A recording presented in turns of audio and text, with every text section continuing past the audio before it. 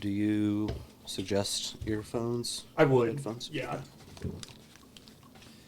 And So side to these, left and right. you're number one. So if you want to adjust your volume at all, you can just self manually do that as we go throughout the show. I'm this guy right here. Yep. All right. Ready? Yeah. Okay, cool.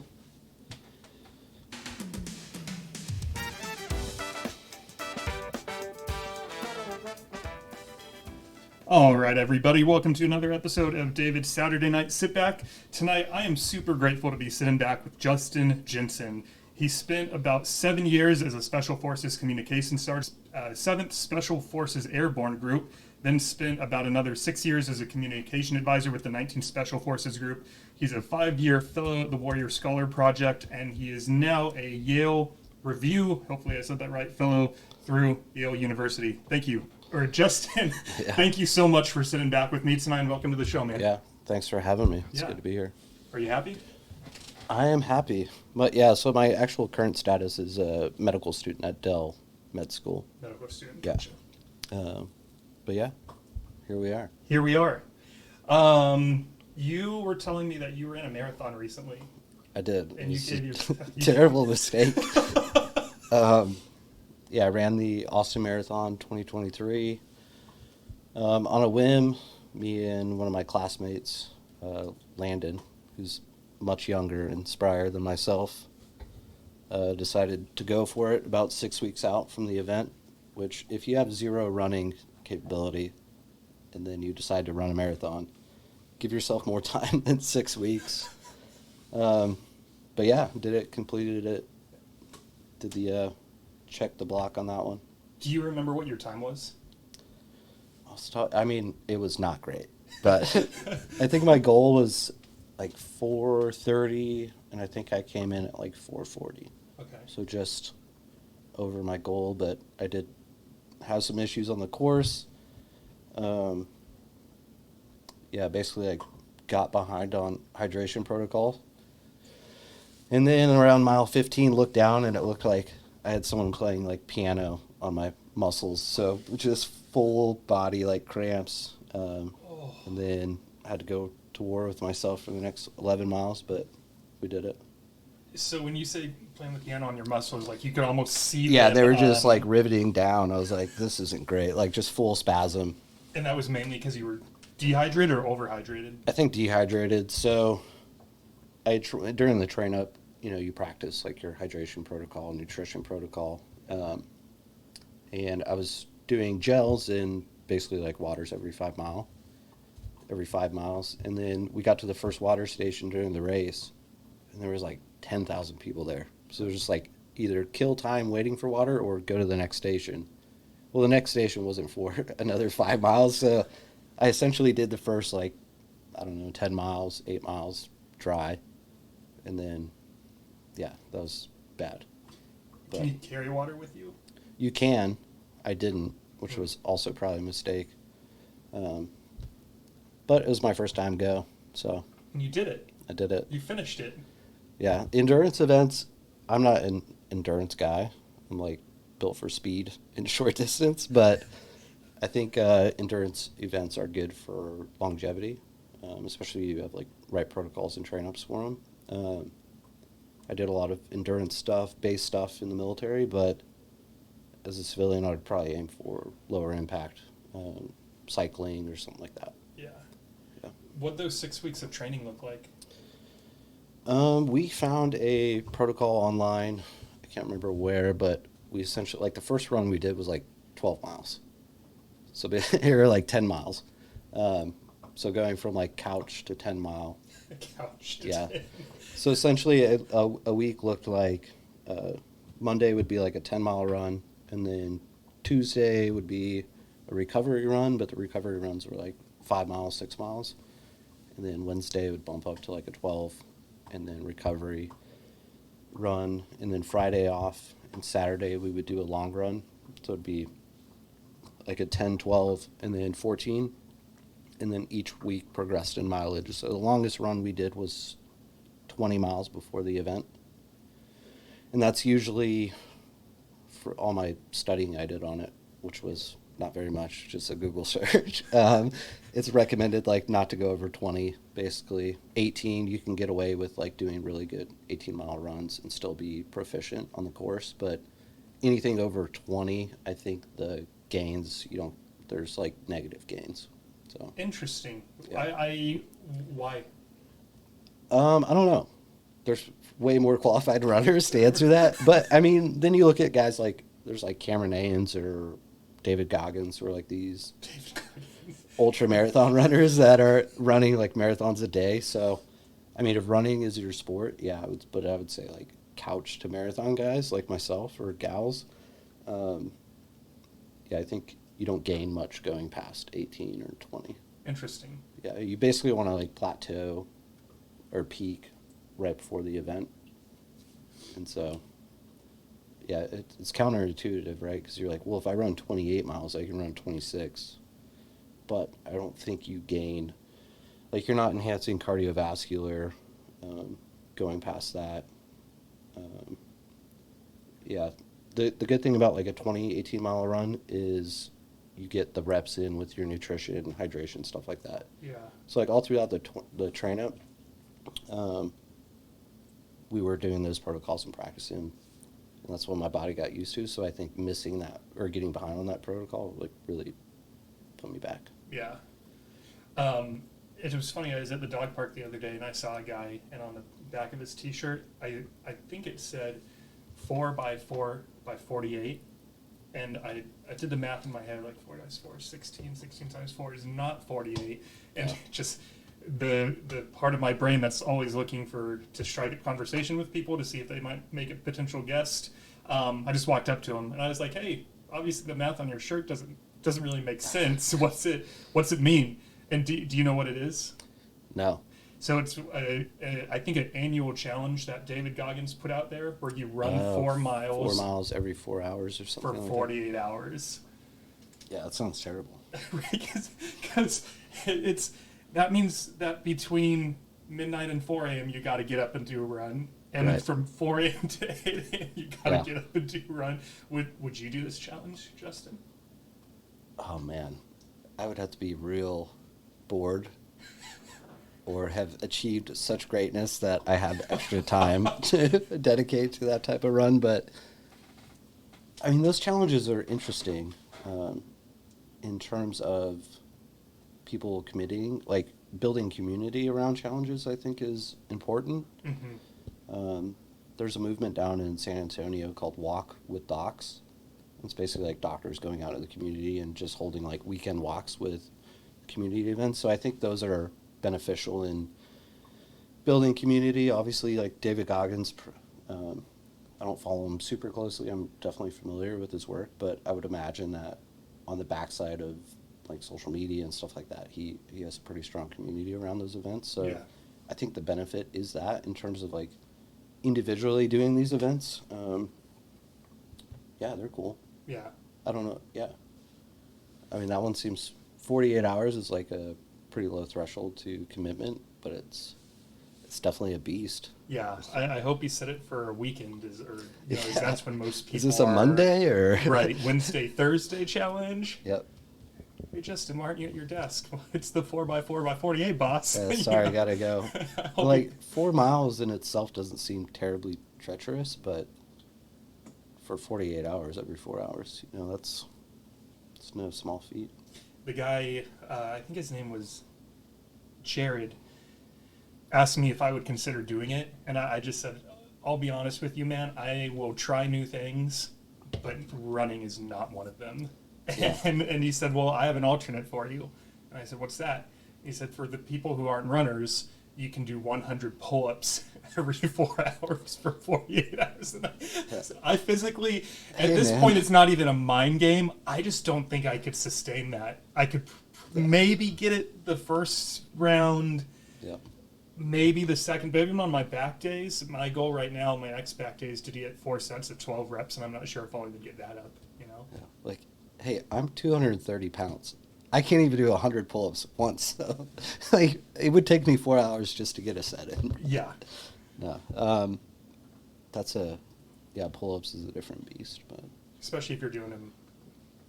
Yeah, throw form out the window at that point with that challenge. Yeah. Even just getting my body up the chin above the bar 100 times for what would that be every 4 hours? So that's 1,200 pull-ups in 2 days. Like, I don't even get off the couch 100 times in 4 hours. Like,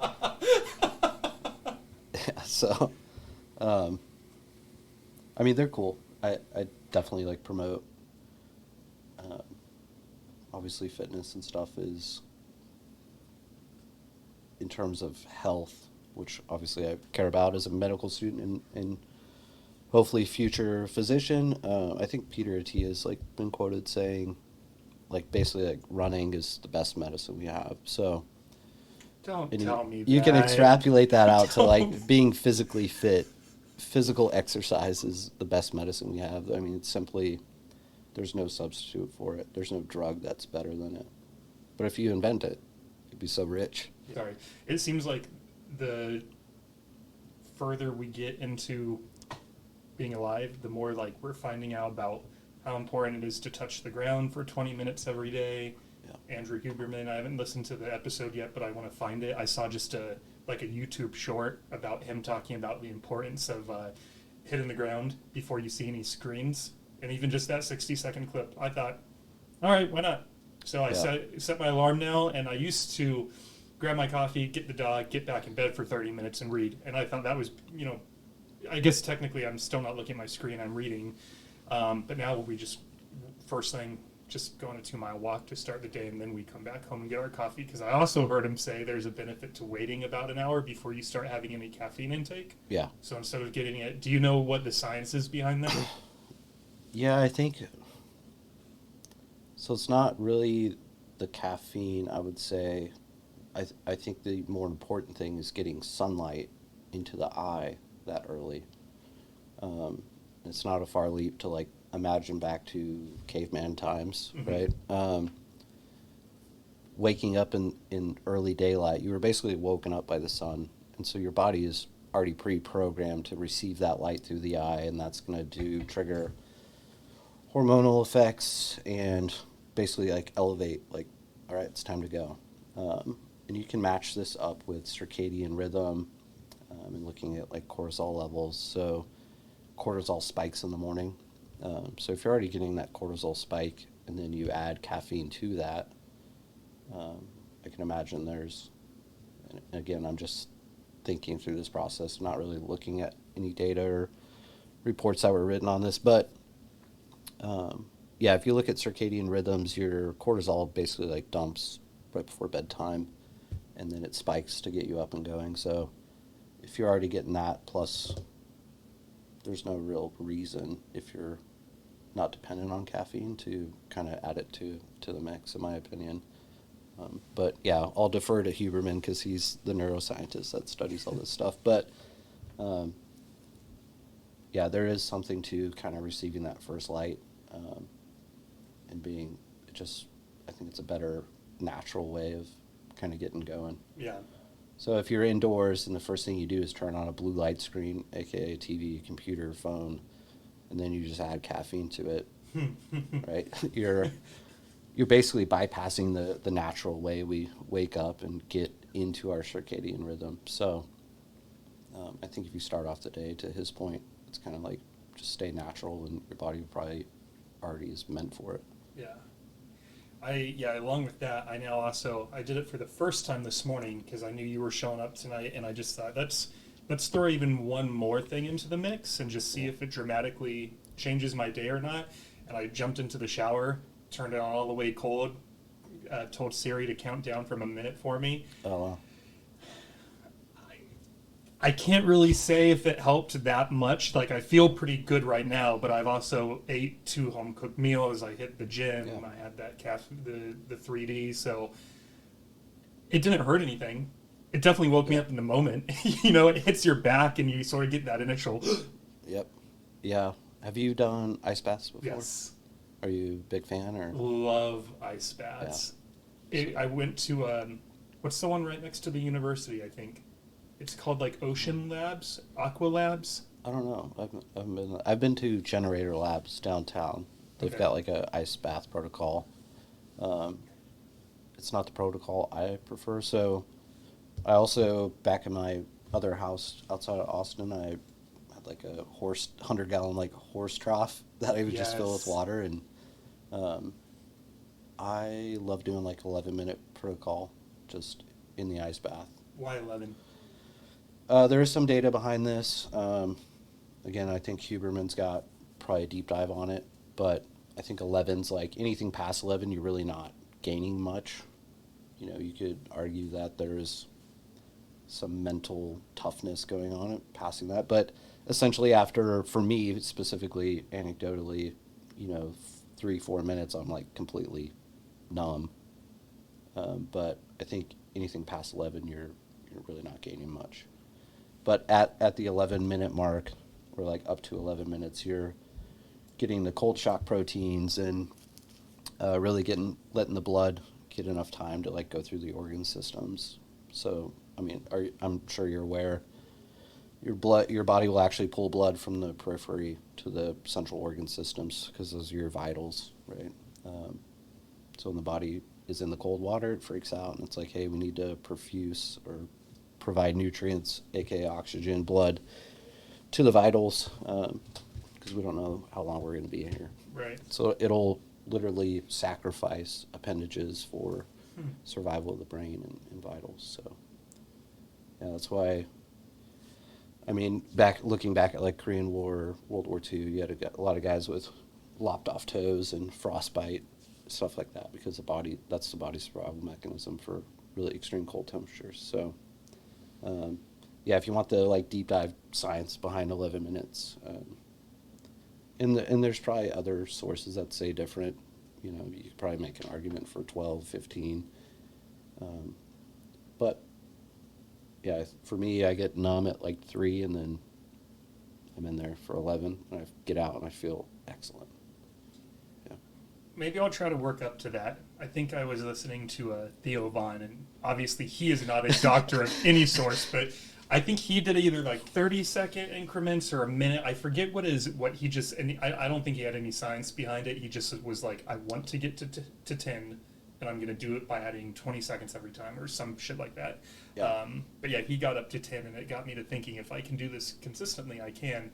For me, it's just a matter of time. The place is 20 minutes from here, so to drive 20 minutes to Right. be in an ice bath for 3.5 minutes is Yep. just like, that's a 40-minute round trip, and Oh, yeah, I totally. don't really sit around twiddling my thumbs with an extra 43 minutes on my hands very often.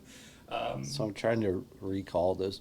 I read these studies like years ago and then started doing these protocols, but I think it's pretty well established. Like cryotherapy is like crap, so don't waste your money.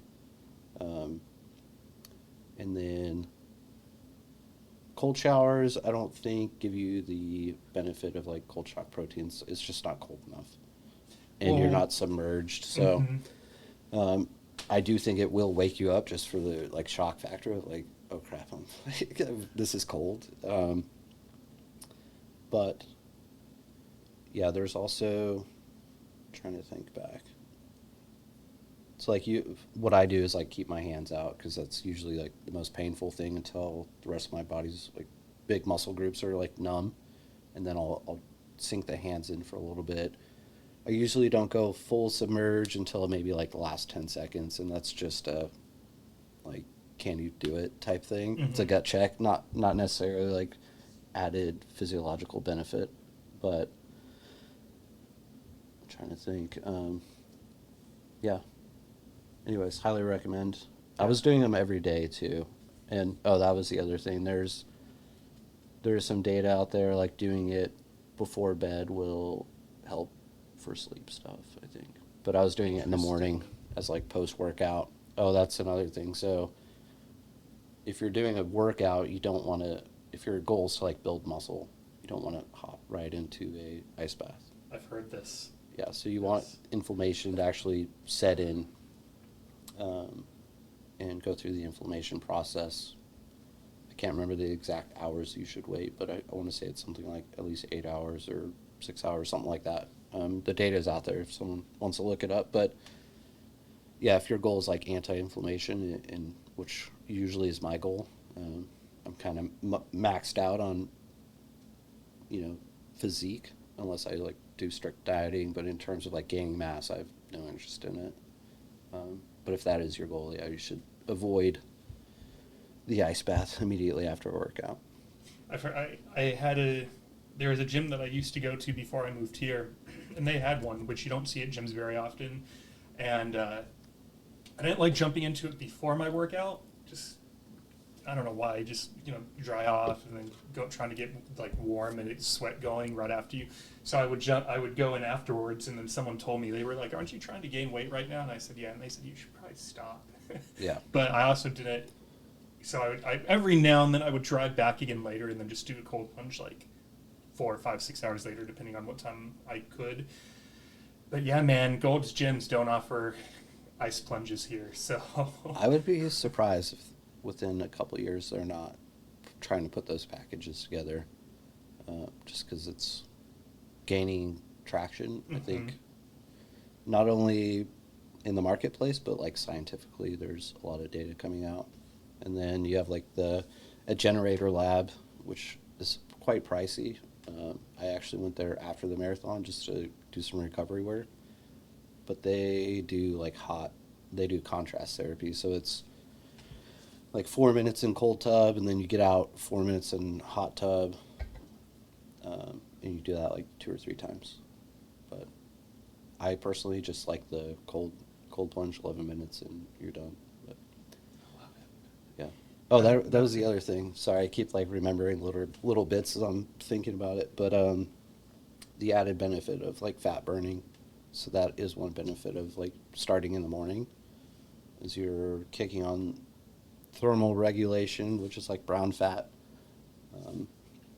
And so getting that cranked up early, you kind of get that slow burn. So you're actually burning like visceral fat throughout the day. So you get the added benefit of like weight loss, or, I wouldn't say it's going to be drastic if you don't change lifestyle, but it is an added benefit.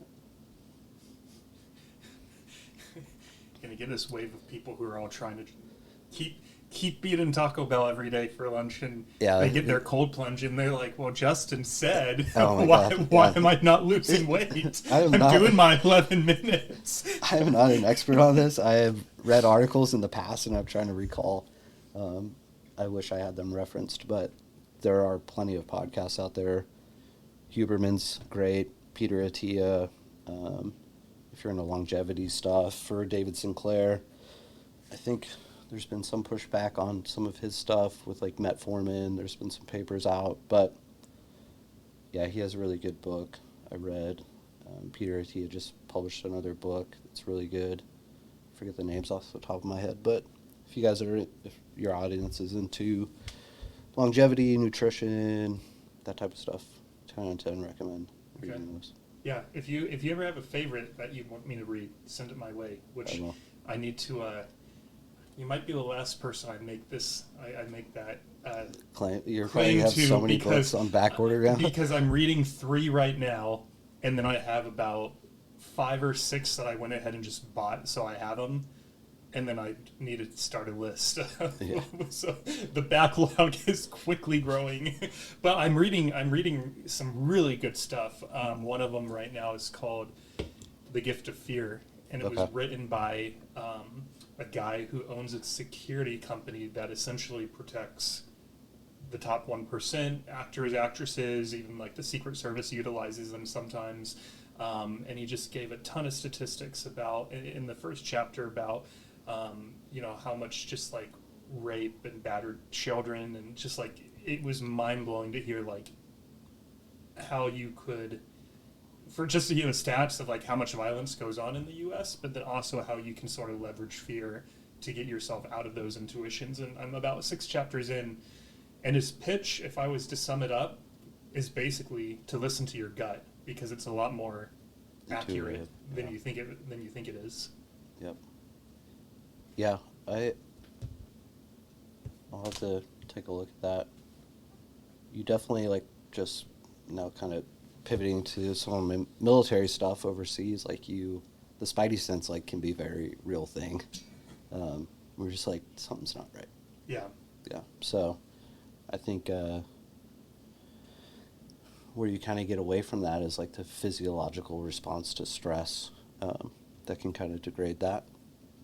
So I think it takes like a pretty calm, trained mind to be in touch with that intuition in stressful environments. Or like, right, if I just dropped you off downtown like Ukraine right now, in the middle of a war zone, it's probably real hard to tap into that spidey sense just because you know you're in a war zone and like the imminent fear of death, cortisol raises and all these responses are going off. So, but I think you can get the reps in beforehand training, and that's what makes our special operators like so deadly, is because we have the reps in. And you get put in the situations and you're like, dude, I've been here 100 times in training. So I think to his point, it kind of allows you to rely on that. And then from there, you just go to work. Yeah. Yeah. I'm glad you brought that up. We'll circle back to that later because I have a specific question for you around training versus instinct. So yeah, we'll revisit that. What's one of your earliest childhood memories? Earliest childhood memories. So I was born in California in 1986 in Los Angeles. Shortly after that, my family moved to Hawaii, the Big Island. We lived in Kona. So my dad was a construction painting contractor and got basically like a 7-year gig out there. So I think one of my earliest childhood memories is me and my brother, little brother, he's 2 years younger than me. We would surf like on the beaches, but with like boogie boards. And so I kind of just remember doing that. It was a pretty wild existence as a young kid living on this island. Basically like feral kids running around barefoot. Feral kids. Yeah, it was a pretty wild time back then because it wasn't that developed as it is now. And we weren't in school yet, so we just had those like daily trips to the beach with my mom while my dad worked, and yeah, we tore it up. It was good. Oh yeah. Yeah. Any other siblings? No, just the brother. Older or younger? He's 2 years younger. 2 years younger. Where's he at these days? He's still, so I think when I was like 9 years old, we moved back to California, whole family, and he's still there, Central Coast with my parents. You guys close? Yeah. That's cool. I had a buddy who's... We're like close in a, I didn't grow up in like a very like, I think my dad's told me he loved me like twice or like 3 times my whole life, but I know he loves me. Like his actions are very loving, not in like a nurturing sense, but like a, I don't know, man to man sense. So my brother and we probably had like the same type of relationship. Yeah. Strength through like struggle, I would say. Didn't grow up with much money, but like always was provided for, kind of like blue collar, grinding it out, construction sites and playing sports, but yeah. A friend of mine, one of my old roommates, his mom moved to Maui, and he didn't know how long she was going to be there. You know, is this just like a thing she's going to do for 6 months, or is she staying forever? So before she came back, he thought I should go out there for a couple weeks while I have a free place to stay. Right. So he goes out. I think he originally told me like 3 weeks exactly, 21 days. Fast forward 2 years, and his mom calls me. She's like, David, you have to get him out of here. And I said, are you charging him rent? Well, no. I said, you start charging him rent, I guarantee you from what I know, he'll come back in a second, or at least move out. Yeah. And she said, I'm pretty sure this is what she said word for word. She's like, I'm just so fucking done with the tourist pussy parade coming through every night, or something to that effect. Well, get him, start charging him rent. Dude, free trip to Maui? I'm in. And then sign me up. And he got a job as like renting out equipment, you know, snorkels and boogie boards and wakeboards, and then he started going to a CrossFit gym and just taught one class a week so he could get free membership there. So homeboy just worked out all morning, got super jacked, and then was out there mingling with the tourists, renting for free, jacked and tan. Like, I'd stay for 2 years too. He figured it out. He did. Yeah, joke's on us. Right. Yeah. So if your parents moved to Maui or any place, in Hawaii tag or along. beautiful, yeah, just go with them. Yeah, I think like me and my brother. So growing up in Hawaii, um, there is like mild cases of racism like towards whites. So they call them, the locals call white people haoles, at least when I was growing up. Um, but like me and my brother were so tan and had been there for so long that, I mean, we were like not haoles. You know, we were like considered locals. So, but then we started speaking, also local speak pidgin. Have you ever heard of pidgin? I think so. So Yeah. it's like the stereotypical. How's it brought like? It was basically like broken English. So me and my brother started speaking pidgin, and my parents were like, "All right, we gotta get these guys off the island because they're becoming yeah." So Why was that bad? That you were just getting integrated with the culture? they grew up in L.A., Los Angeles, so to them there's like a huge world out there, and they're like, "We gotta get these dudes some exposure to like." I remember going back to like childhood memories. I remember they had either gotten a Walmart or like a Costco built in Kona when I was growing up. And I can remember the first time we went, me and my brother thought we were like at Disneyland because we'd never seen a parking lot that big with that many Yeah. streetlights. So we were just like blown away. And I think like it just kind of added up. My parents were like, all right, it's time to go back and get these guys like some, what they call the mainland exposure, mainland being continental U.S. But yeah, so we ended up in San Luis Obispo County, Central Coast, California, Tascadero to be specific. That's where I ended up graduating high school and joining the military out of. Can we talk about your dad? Yeah. So your dad, you told me on the phone, was a heroin addict for a time. Yeah. So I probably the technical term would be like recovering heroin addict. Recovering heroin addict? Yeah. Okay. So he was a heroin addict in L.A. He got clean, well, like, I don't know, a month before I was born, essentially. Um, and yeah, so I've never seen my dad use drugs or be involved with drugs, but the byproduct of that was like he quit drugs, but it's hard to like change mentalities, right? And he wasn't just like partying on heroin, it was more like he traded his car for heroin. It was like doing criminal activities on top of it. So, yeah, so I grew up with like the street element, I would say, education without like going through street life. Um, so that was like a pretty unique experience. And then through that, my dad was heavily involved in Narcotics Anonymous, like NA meetings. Mhm. And so, yeah, like I can remember back being like 4 or 5 in Narcotics Anonymous meetings, sitting there like with the other kids. And so like my early mentors were these like really unsophisticated convicts, like drug addicts that were like, who like to this day, a lot of them are like dead. It's kind of weird thinking about like just from like old age or, Sure. most of those dudes live pretty hard lives. So Probably it took was- a few years off the yeah, it was very the top. unforgiving, the lifestyles that they chose. But yeah, like I remember getting picked up. So a lot of the people in Hawaii that were in the NA program moved with like my family back to California because they were just all tight with my dad. Interesting. Yeah, and so I remember like being in like junior high and like one of my dad's buddies picked me and my brother up in like a lowered El Camino.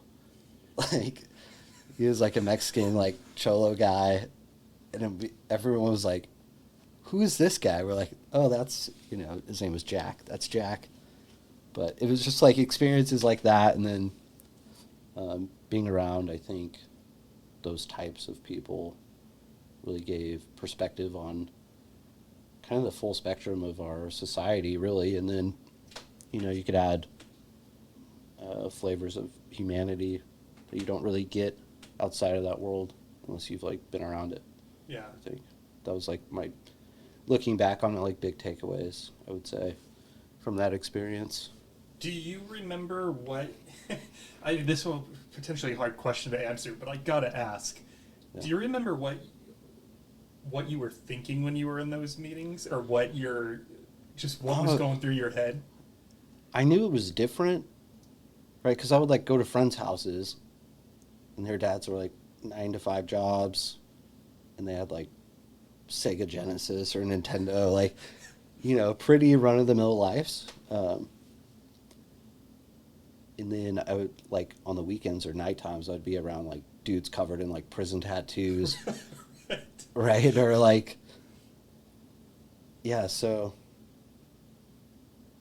I don't know. I think I knew it was different, but to me it was also normal because I'd grown up in it, and my dad was the same way. So like 24 hours a day, I had that, and then added like the characters on the periphery of it in the NA meetings. Hearing like prison stories about like gang fights and stuff Right. to them was normal. Like they would just talk about it, or like robbing stores for drugs. It NA's very strange, not strange, but unique in the sense that you get different cohorts. So like my dad's cohort of users were like the heroin addicts and cocaine addicts from the 80s. But now if you go to an NA meeting, and I haven't been in a long time, so I could be talking out of school here, but you've got people who use pills, people who do meth.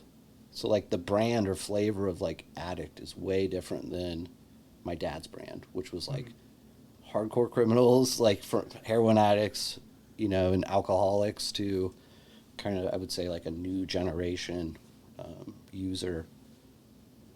So that was interesting, kind of seeing that phase.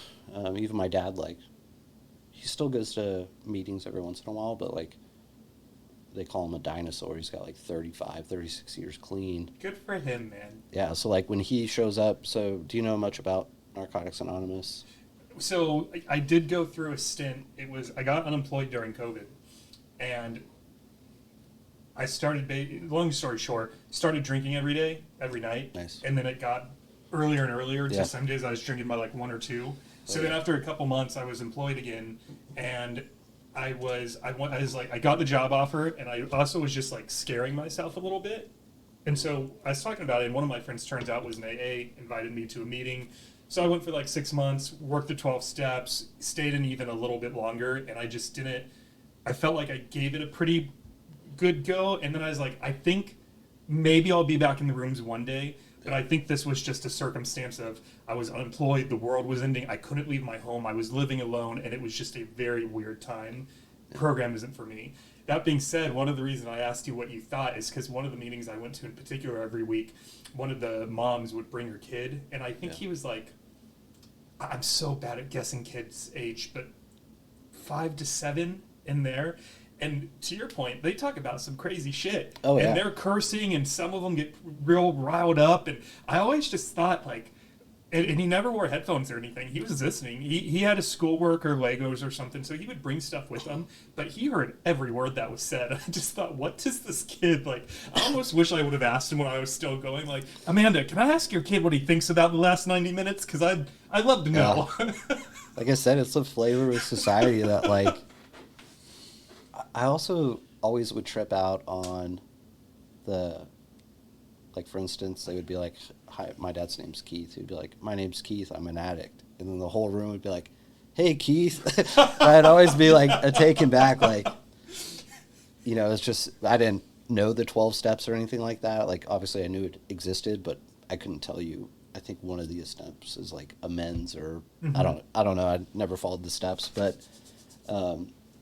I think one of them, I asked my dad one time, and I think he was like the first stage of denial, like getting rid of that is like admitting you're an addict to yourself. And I was like, oh, okay, that makes sense. But yeah, some of the stories, it is anonymous, so I don't want to like dive too deep, but there are some wild stories where you're like, hey man, that guy might be a really bad person. Like,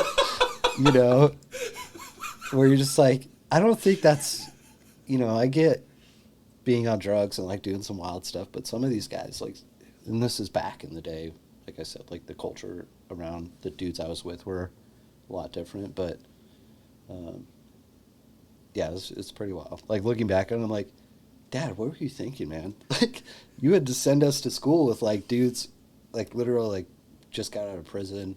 But it was a good experience. Like, overall, I cherish those moments because in terms of, like, treating where I'm heading, hopefully, in life, being able to relate to people, like, from that background, I think is really important.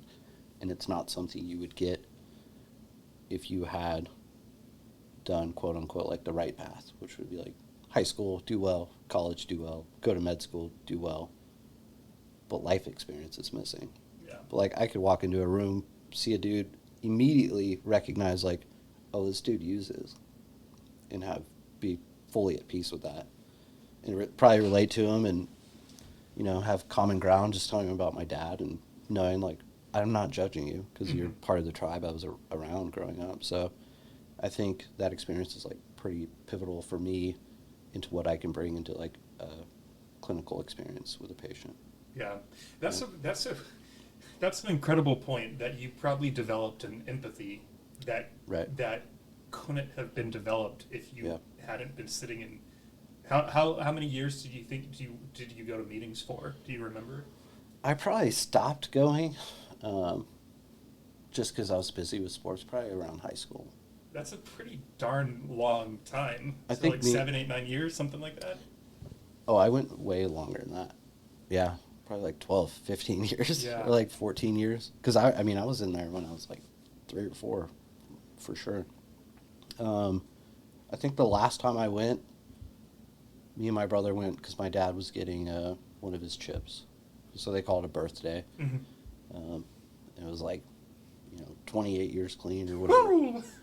But, like, his friends and mentors had, like, if there were some of them, one of them just passed, but he had like 45, 48 years clean. Like I said, they call them dinosaurs once you hit a couple. So in where I grew up, they've got meetings like the dinosaur meeting. It's all these, like, old timers. They're like 70 years old, still talking about, like, being an addict, which I think is interesting. Yeah. But, yeah. One of my buddies told me a story once of I don't know if this was the last night of him using, but he's high on something in his family room. He said his entire front wall just blew up.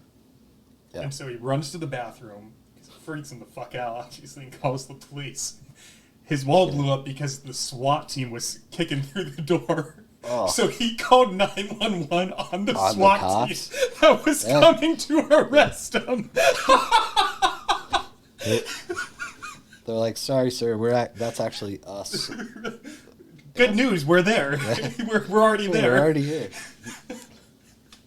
Yeah, you don't want to mess with the SWAT team, especially high. But some of those stories, man, just you can't not chuckle. Oh, no. Yeah. And most of these people are, like, hilarious storytellers. Yes. Like, some of the most comical people I've ever been around have been in NA rooms. And I think I'm not a comedian or know many comedians, but I would suspect they share, like, the same view on life and just the nuances that make life interesting. And obviously, like, comedians are really skilled at highlighting that on stage and making people laugh, but I would suspect if you, like, do you know Joey Diaz? Mm-hmm. So, like, Joey Diaz is, like, reminds me of a lot of dudes I grew up around. Hmm. So I would say, like, imagine, like, Joey Diaz, like, picking you up from school. Like, that was, like, my life experience. Sounds awesome. Yeah, it was great. Never it was wild. Met Joey, but I feel like he'd be a real damn fun time. Yeah, exactly. So it's kind of like those perspectives, he's been able to tap into and be successful as a comedian, but I would say there's multiple dudes like that in Narcotics Anonymous rooms where I grew up. It's funny you say that, because I'm pretty sure Theo, not to keep bringing up Theo, it's not the fucking Theo show around here, but I'm pretty sure he goes to AA, and there's actually a guy, if you ever wanted to listen, it's episode number 3, Nat Rogachevsky, and he's 6 years sober from heroin usage, and he's a stand-up comedian. Okay.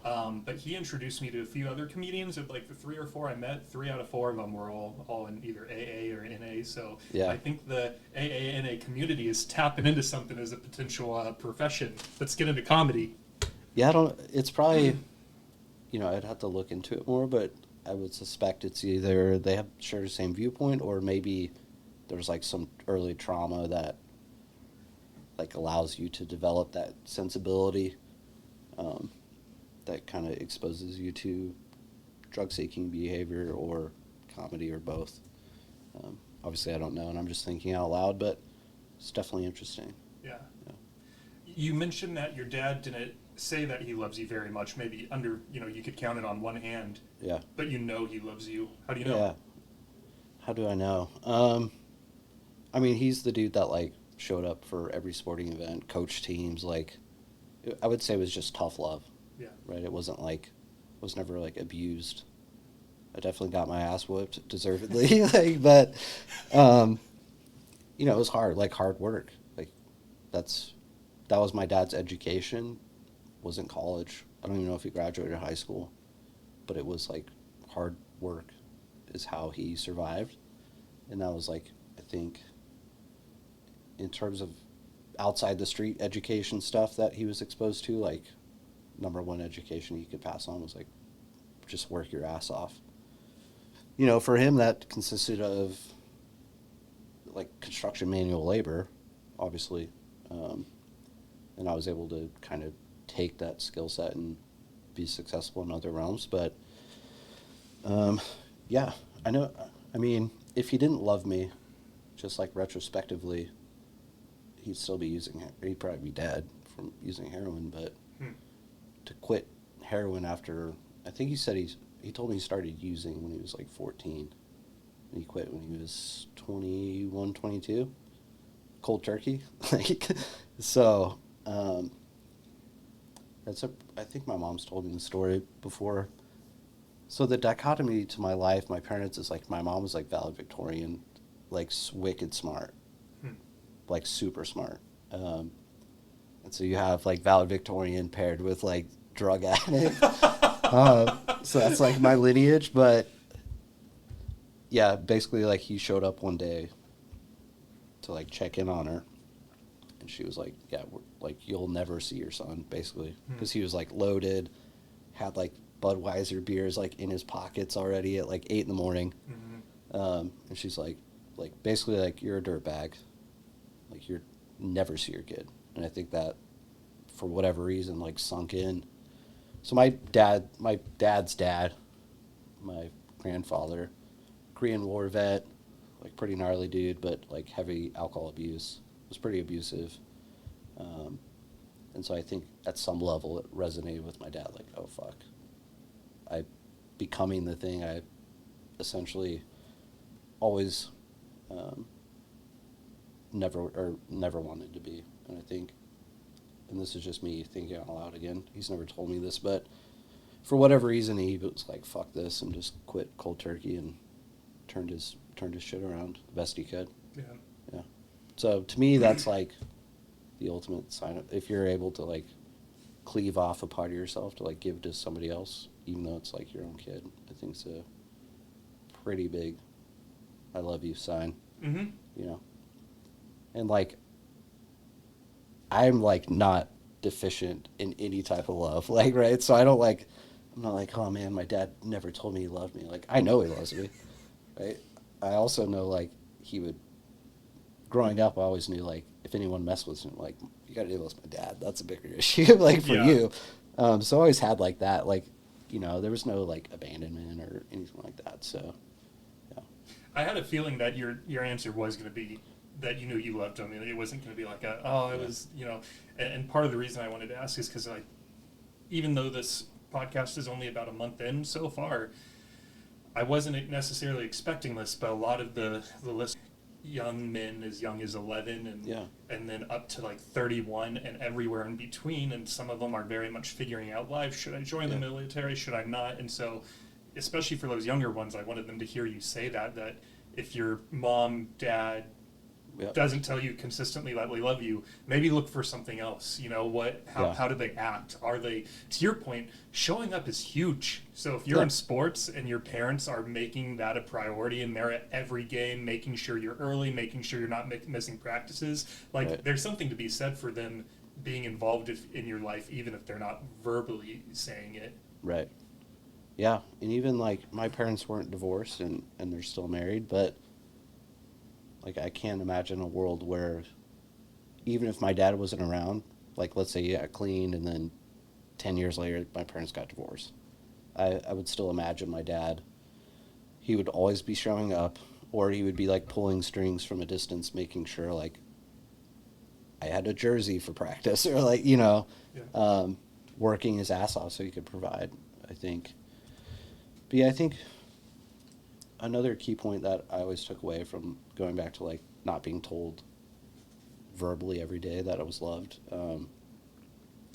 is I think it created a sense for me that I didn't need external validation to like realize I was being successful or anything like that. Like, it's great when I get it, but I think for me, what I've learned throughout the years is like being efficient at setting realistic goals and then achieving those goals is like the win I'm seeking, right? I don't need, like the Austin Marathon, a party at the end of the finish line every time. I just try to hit the goal, and then it's a stepping stone to like the bigger goal. And that's the challenge for me, is like, how far can you take this thing? Yeah. Right. So I went from like no college, military, to 4.0 student to like medical school. And if I could do it, literally anyone could do it. But that all came about by like setting a goal of like, I want to get an A on my very first test, which dictates basically the process you need to go through to try to do that, achieve that. Okay, let's get an A on the next one. And then like, let's take a harder class, see if I can get an A there. Yeah. Just build. So like keeping your goal set realistic, I think you kind of erase the need for external validation. And then when it comes, like just talking back on school, like having a professor come up to you after a test and be like, dude, you did great on this. Like, that is huge.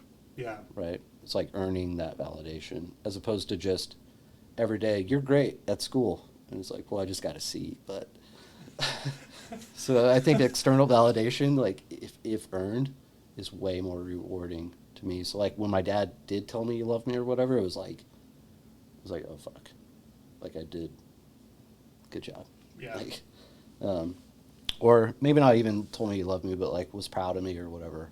I think that really was like seared in better than if I heard it every day.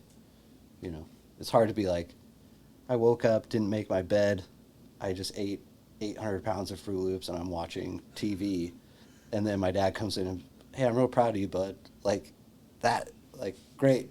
That's not going to do anything. Yeah. That might even insult you, because if that was actually your life, you probably aren't very happy with yourself. Right.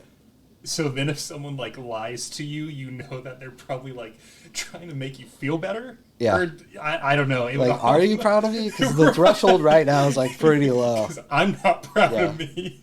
So I think you've got to, when you're motivating people, and this is just my opinion, is you should be motivating people with like the carrot in front of the horse a little bit.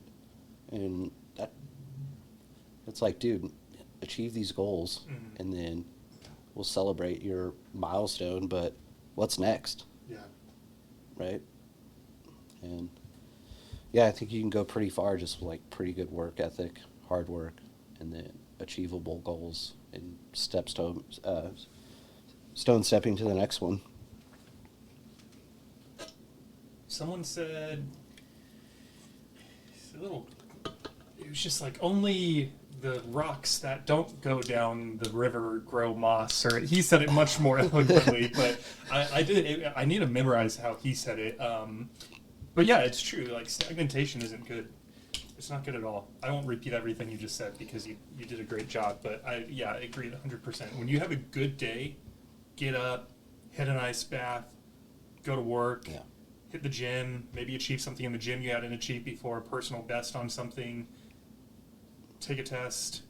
Like, when it's just success all day long, at the end of the day, you're like, that was a really good fucking day. Yeah. And that feels 10 times better than if you were to text me and be like, hey, good job. Like, that external praise, I've come to found, it doesn't doesn't really do much for me. Like when someone messaged me today and said they love the podcast, like that did make me really So that's fucking great, happy. right? Yeah. But that was also how many hours of fucking work have I put into this thing, Right. over, and so that's why it felt good. To your point, I didn't get that I love the podcast because I've been sitting on my ass. It's Right. because we've been fucking working.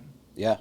And that, I think that's like the deposit you make with yourself. Like you take on a debt of time to yourself when you're putting an effort into something, especially, I wouldn't say risky, but unknown, like outcomes, right? Like for me, leaving the military, the risk was like, I had never been to fucking college. I'm trying to go to med school. Like the risk is I may have this whole plan and show up and just completely get waylaid by chemistry and like I'm out. Just like you moved from California to Texas and you could do 200 podcasts, or you could be calling people to come over here and they're like, nah, I'm good. You get no listeners, right? So that's the risk, is like going for something with an unknown outcome.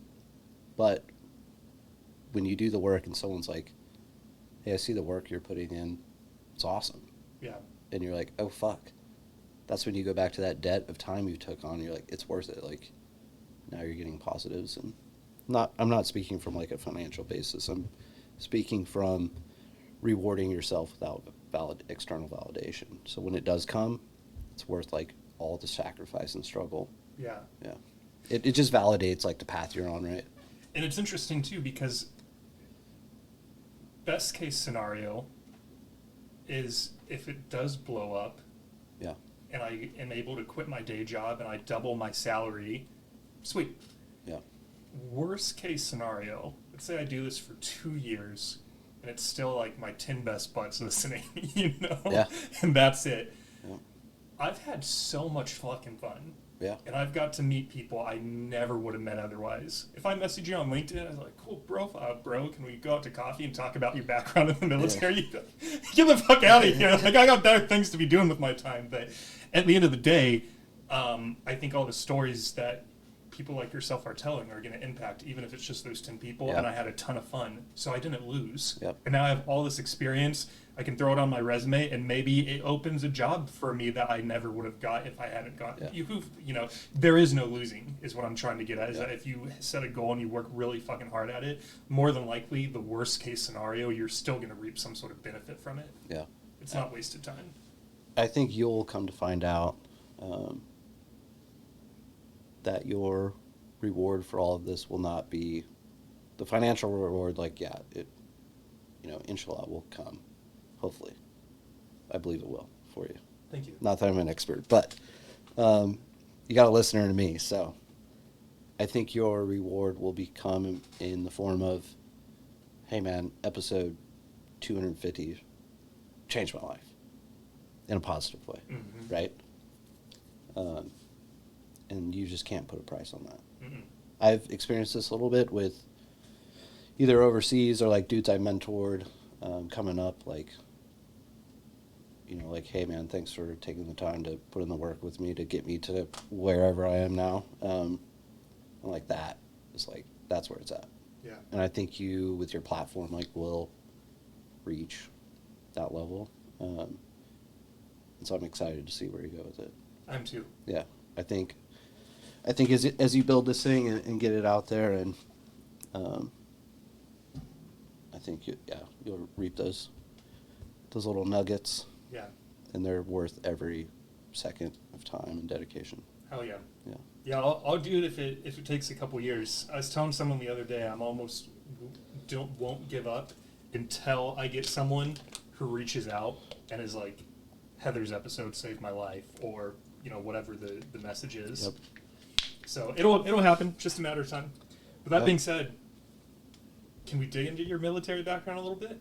Dig in. When did you? How did, actually, this is where I'm going to insert the question from my last guest, because it was just the perfect segue. His question for you is, what was the moment you realized you wanted to go down this path? He didn't know anything about you, but Yeah. this is the path. You chose the military. What This was is the the moment path. of realization? So I had to backtrack a little and just kind of say where I was at in life. So after high school, well, in high school I played football and wrestled. Um, I was a pretty decent football player. I had some D2, D3 like scholarship options. Really wasn't an option though because like we lived basically like paycheck to paycheck. And that being said, like I was always fed and clothed, and I lived well enough, at least to what I knew. We were never like homeless or anything like that, but it still wasn't an option for me to go to these schools because one, I'm a first gen college kid. My parents didn't know anything about college, right? My dad thought the only way to get to college was like an athletic scholarship, so I played sports. Sure. But it just financially like wasn't possible, and I didn't know about school loans or any of the stuff I know about now. So that being said, like I didn't pursue that route. I also like got in some trouble. I was like an idiot kid. I think I got in a fight, and that didn't look great. Anyways, yeah. So decided to go into real estate after high school. Like passed my real estate exam at like 18, right out of the gate. And this time frame was like 2005, and then around like 2006 the market started like crash. This was like early 2000 burst of the housing market, and by like 2008 I was like totally out. Yeah, so it's hard to be like a 19-year-old kid being like, hey, I want to sell your house. Like, hey kid, no one's giving out loans. Or like, I had like, I had no concept of like financial markets or like mortgages. I was just like, you can make money doing this. How do we do it? But so my fallback was like, me and my brother like worked with my dad, and we like flipped some houses, but mainly we were just like grunting it out doing manual labor like for my dad. It was just the three of us. He could never keep workers because he would just like work people to death. Me and my brother, one, we had to be there because he told us to be there, but we were just used to it, so we could kind of hang. And I was living a fun life. Like I'd wake up, work, weekends like surfing with my buddies, going snowboarding, partying, just being an idiot. But essentially at like 23, like I remember looking around at all my buddies who were my childhood friends and kind of being like, and this isn't a knock on them, it was more, I had internally felt like I've got to do something different. So I remember looking around and being like, dude, if I wake up and I'm 30 and I'm still like doing the same shit I've been doing, which was awesome, right? Like I just would wake up, surf, like eat burritos for like $2, frickin' have drinks at the beach. Like I lived in a beach town, so, or close to a beach town. But yeah, so I kind of like set that in my mind, like, all right, I got to find a way out. Yeah. And I knew it would take leaving where I was, because I was pretty like popular throughout the community. I had tons of friends. Like I couldn't go anywhere without seeing a dude I grew up with or like wanted to hang. And I don't think I was mature enough at the time to be like, nope, got to go to work. I'd be like, dude, the beach does sound like a great idea right now, you know? So like, yeah, I'll go snowboarding, like cocktails, sweet. But then I had a classmate of mine, his name's Ryan, who was an Army Ranger, who had joined right out of high school, so I hadn't seen him in like a couple of years. He came back to hometown to visit his parents, and I ran into him at the gym. And he was like, what are you doing with your life? And I was just like, nothing, dude. And so he kind of took me under his wing, showed me a deployment video, and I was like, basically like some operations they were doing. I was like, dude, that's fucking sweet. I want to do that. How do I do that? And he's like, just go sign up. Tell him you want a Ranger contract. That's what I did. I remember going home, like, telling my parents, like, I'm joining the Army. And they're like, cool. I don't think they believed me. And then, like, a month later, I was like, hey, I leave in 3 months for the Army. They're like, what? I'm like, yeah, I joined. It's funny you say that. Just real quick, my mom had that exact same reaction to Austin. So I probably told her 2 or 3 times, and then Thanksgiving morning of last year, I was like, so I signed the lease yesterday, and she started crying. And I was like, why are you crying? You're happy for me, right? These are happy tears? Yeah. And she says, I didn't think you were going to go through with it. Here you are. I think that's like society probably used to induce this a lot earlier on their young men. Like even like Native American cultures have like basically you go on your nature walk and come back a man. This is like I think just based off society nowadays, we're just like experiencing it a little bit later in life. But that's like all right, I'm like going west, you know, I'm pioneering out. But yeah, so basically my buddy came home. And real quick, how old were you? I'm sorry. I joined when I was 23 or 24. Cool. Okay. Yeah, I joined in 2010. So I like either just turned 24 or I was like turning 24, I think. But yeah, had an option 40 contract, 11 Bravo, option 40, 11 Bravo's acronym for like a MOS identifier. MOS stands for Military Occupational Specialty or something like that. It's Army specific. The Navy and Air Force like have their own identifiers, but 11 Bravo essentially is like infantry. And then option 40 gave you the option to go try out for the Rangers. And so I'll probably clear this up for the audience now. There's being Ranger qualified or going to Ranger school means you wear a Ranger tab on your uniform. That does not mean you are an Army Ranger. Being an Army Ranger means that you served in the 75th Ranger Regiment, right? So two distinctions. So you can go to, culinary school and learn how to be a chef, but if you never own a restaurant and cook in a kitchen, it doesn't make you a chef, right? It just makes you qualified to like call yourself a chef. So I think there's probably not a lot of people like who know this, I guess, lifestyle or know about the military probably know this distinction, but so Ryan was in the 75th Ranger Regiment, and that's what I was going to do. Because a lot of people get confused when they join, and you can get a option to go to Ranger school after graduating your MOS, but that's way different from graduating MOS and going into Ranger Battalion. You see it? Does that make sense? Mm-hmm, mm-hmm. Great. Yeah, it'd be like graduating high school and then going to culinary school, or graduating high school and going to work in a kitchen, like being a chef. Gotcha. So those are like distinctions, I would say. Anyway, so yeah, I got shipped off to Fort Benning, Georgia, which is like home of the infantry, Sand Hill. Charlie 150 is where I went to basic training, which is like the unit identifier. I think it was Charlie 150 or something like that. That was like culture shock because I was a tad older than most of the dudes. Granted, this is like, we're still in war, like active war. That was the plan. Right. I joined to like go kill bad guys. So I had no interest in like wearing a uniform or like any of that stuff. I just saw sweet deployment video and I'm like, I want to do that. So, long story short, in basic training, I'd done pretty well, like compared to my peers. When I was just a little bit older, I had some, I would say, like mental toughness edge just from my background, and then wrestling.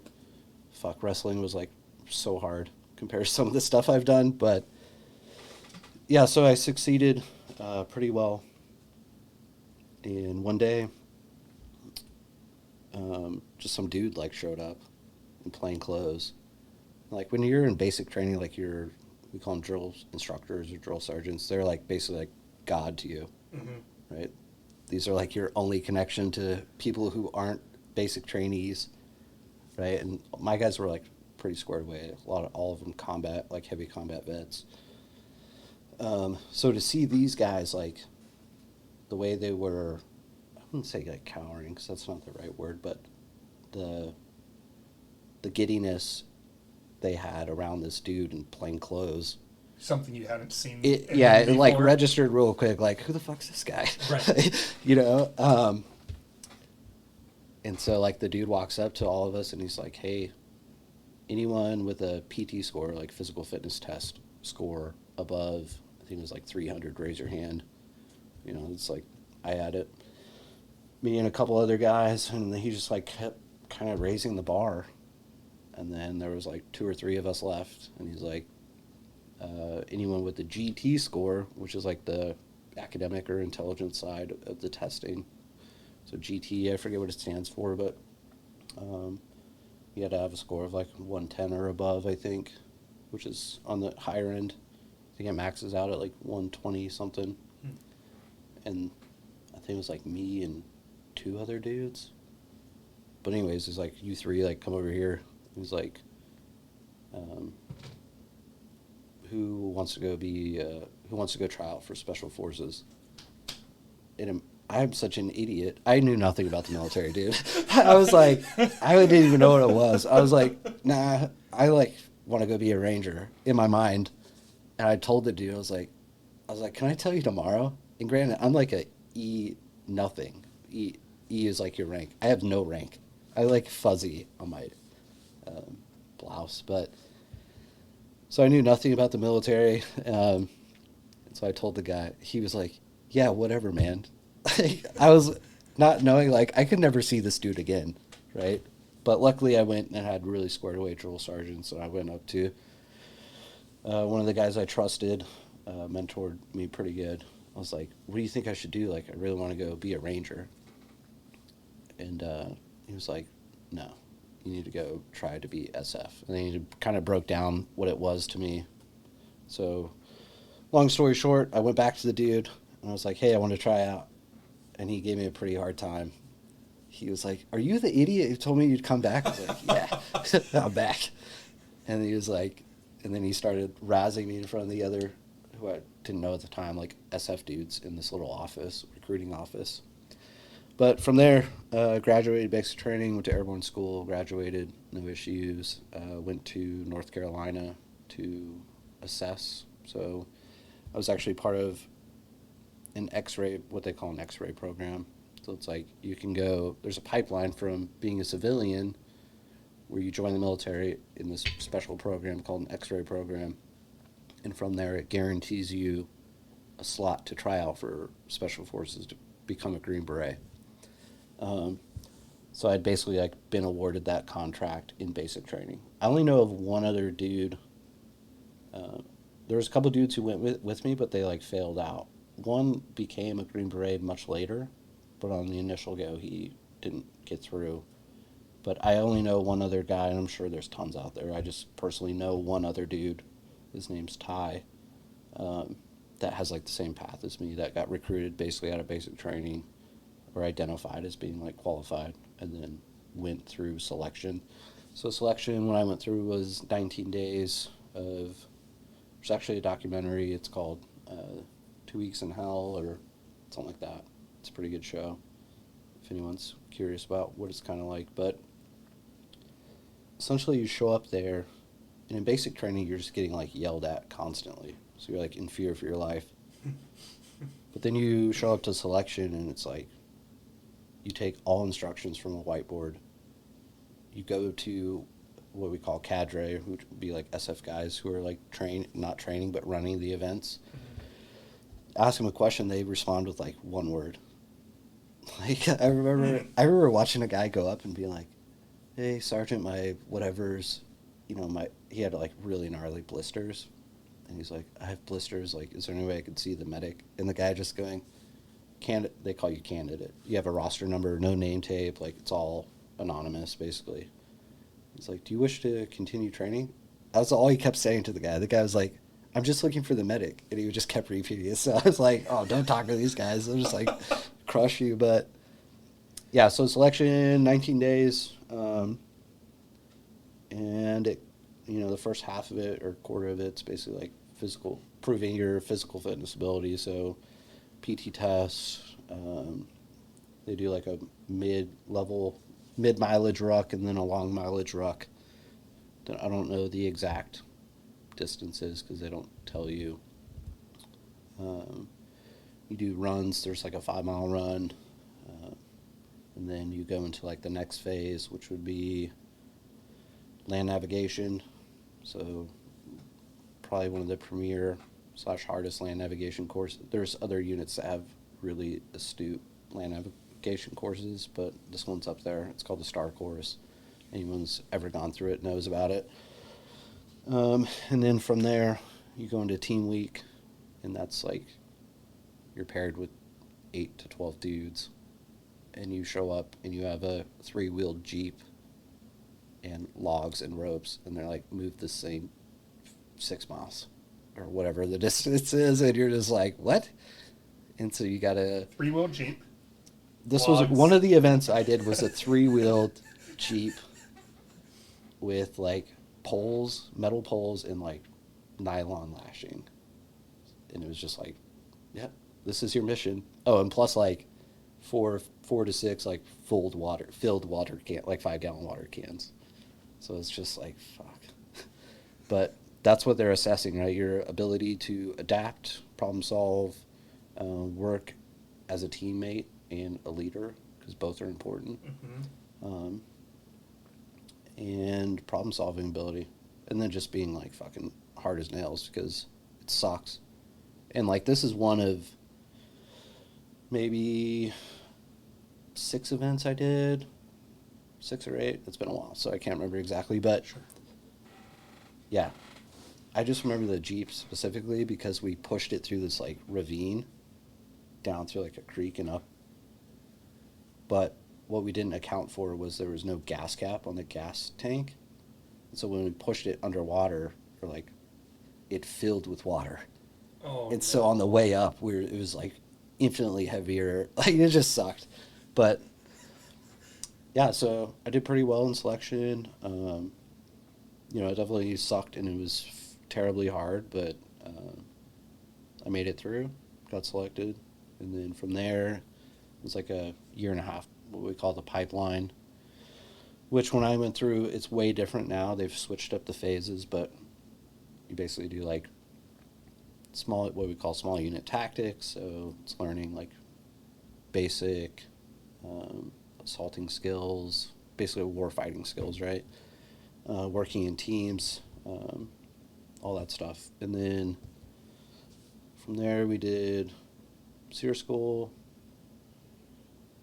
and then, or language. First I did language, then SUT, then SEER school, and then Robin Sage. I think we graduated. And there's some like other little courses here and there that are scattered out, but those are the main big ones. Yeah, made it through that. Passed everything. Luckily, you know, it's such a long course that most dudes like we call it self-selecting. So, you know, you can get a lot of trouble in a year and a half. Like with any type of downtime, you know, like guys are getting DUIs, and it's like, oh no, does that yeah. get you kicked out? Oh yeah. Yeah. At least when I was going through it, yeah. That's. I mean, I'm sure now it's even more strict. Right. Alcohol, what we call alcohol-related incidents. So like, maybe you didn't get a DUI, but you were at a bar drinking, you got in a fight, or whatever it might be. So a lot of dudes self-select in that regard.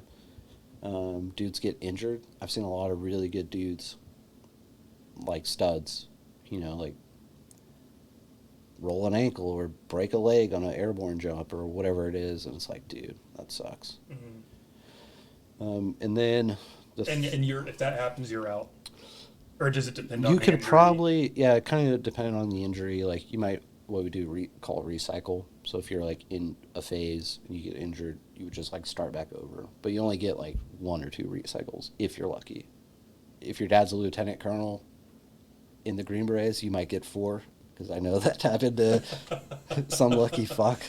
But yeah, depending on like me being at E2, I was an E2 going through the course, which is like private. Like it's really not common. Most people are like E4s or above, I would say, on average.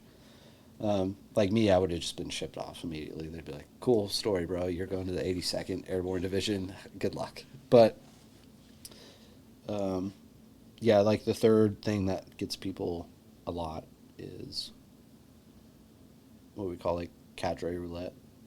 So the guy grading you may just really not like you. And this happens too. Like I've seen good dudes like kind of get screwed over. And that's rare. I'm not saying that's like a huge thing, but it definitely has happened. And I've seen it happen, and it's a bummer. Yeah. Because it's like, you know this guy because you've been with him going through the same courses, and all of a sudden he just meets that one dude that's his kryptonite, and it's like, you know, but you always have to defer to the dude who already has the Green Beret, because for whatever reason. Anyways, but yeah, so I made it through all that. Met some really good dudes who I'm still like family. That's cool. Yeah, oh yeah. From there, I went to Florida, 7 Special Forces Group, and then did a handful of deployments, one to Afghanistan, and then mostly Central and South America. Yeah. That's the macro view of all that. During that training, was there any just really badass moment of either like jumping out of a plane, getting to blow something up, any just like some really cool shit that you got to experience? I mean, it's all cool. Like, for me, it was all cool, right? Because I'm just like living in a video game. I mean, it sucked. It was super hard, but I would say the opposite. Like, I had moments where I was like, dude, I kind of might suck. Like, not suck, or like, I don't know if I can do this shit. So I was like mildly afraid of heights when I joined the military. I don't know why. I'm not anymore per se. But my very first Airborne, this was before I was like a SF guy. I was just out of basic training in Airborne school. And my very first jump ever, I'm like looking down the line, like we haven't even loaded the planes yet. And I'm like, cool, I'm like the last guy in line. So I'll be the last guy to jump. For me, I was like nervous because I'm like, well, at least I'll be able to see like dudes jumping, and, you know, I'll just follow a dude out the door. I didn't know you load the plane in reverse order. And so I was the fucking first jumper. And so I'm like literally sitting there. They're like, all right, go through, you do this protocol, like stand up, you hook your line up. So it's not free fall, where you control like your own parachute and pull and stuff. It's called static line. So basically your parachute is connected to the plane. So jumping out, the plane's force pulls the static line and deploys your chute. Interesting. Yeah, so you jump a lot lower. I think we're jumping at the lowest jumps I did were like real low, like 1,200 feet or 800, maybe even 800 at one point. But like you jump out of the plane and you're on the ground within like seconds, probably, 8 seconds, right? maybe. Yeah, like real quick. And that's by design. It's a tactical advantage. So low-level insertions, doing what they call a mass tack. So it's basically like shock troops, and this is like lineage back to like World War II, like D-Day, all the dudes that jumped in, the Screaming Eagles, all those guys. So that was like the thought process of it. Anyways, my first jump, like hook up, and I'm like slowly realizing like, oh dude, I'm the first guy in the door. And so I'm just standing looking out a plane door. It's open. And I'm just looking at the ground like, I got to do it now. I'm fucking here.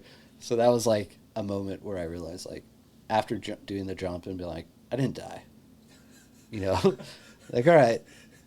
You know, I just have to have, like, if I have doubts, like, take those tactical pause to be like, listen, went through the training, you've passed everything, like, you can execute this. And then doing it, I think was... And then as, like, my confidence built... and having really good mentors, by the end of, I would say, the like Special Forces pipeline, I was like firing on all cylinders and like pretty proud of the work I was putting out. So, in terms of like product, yeah, there's something.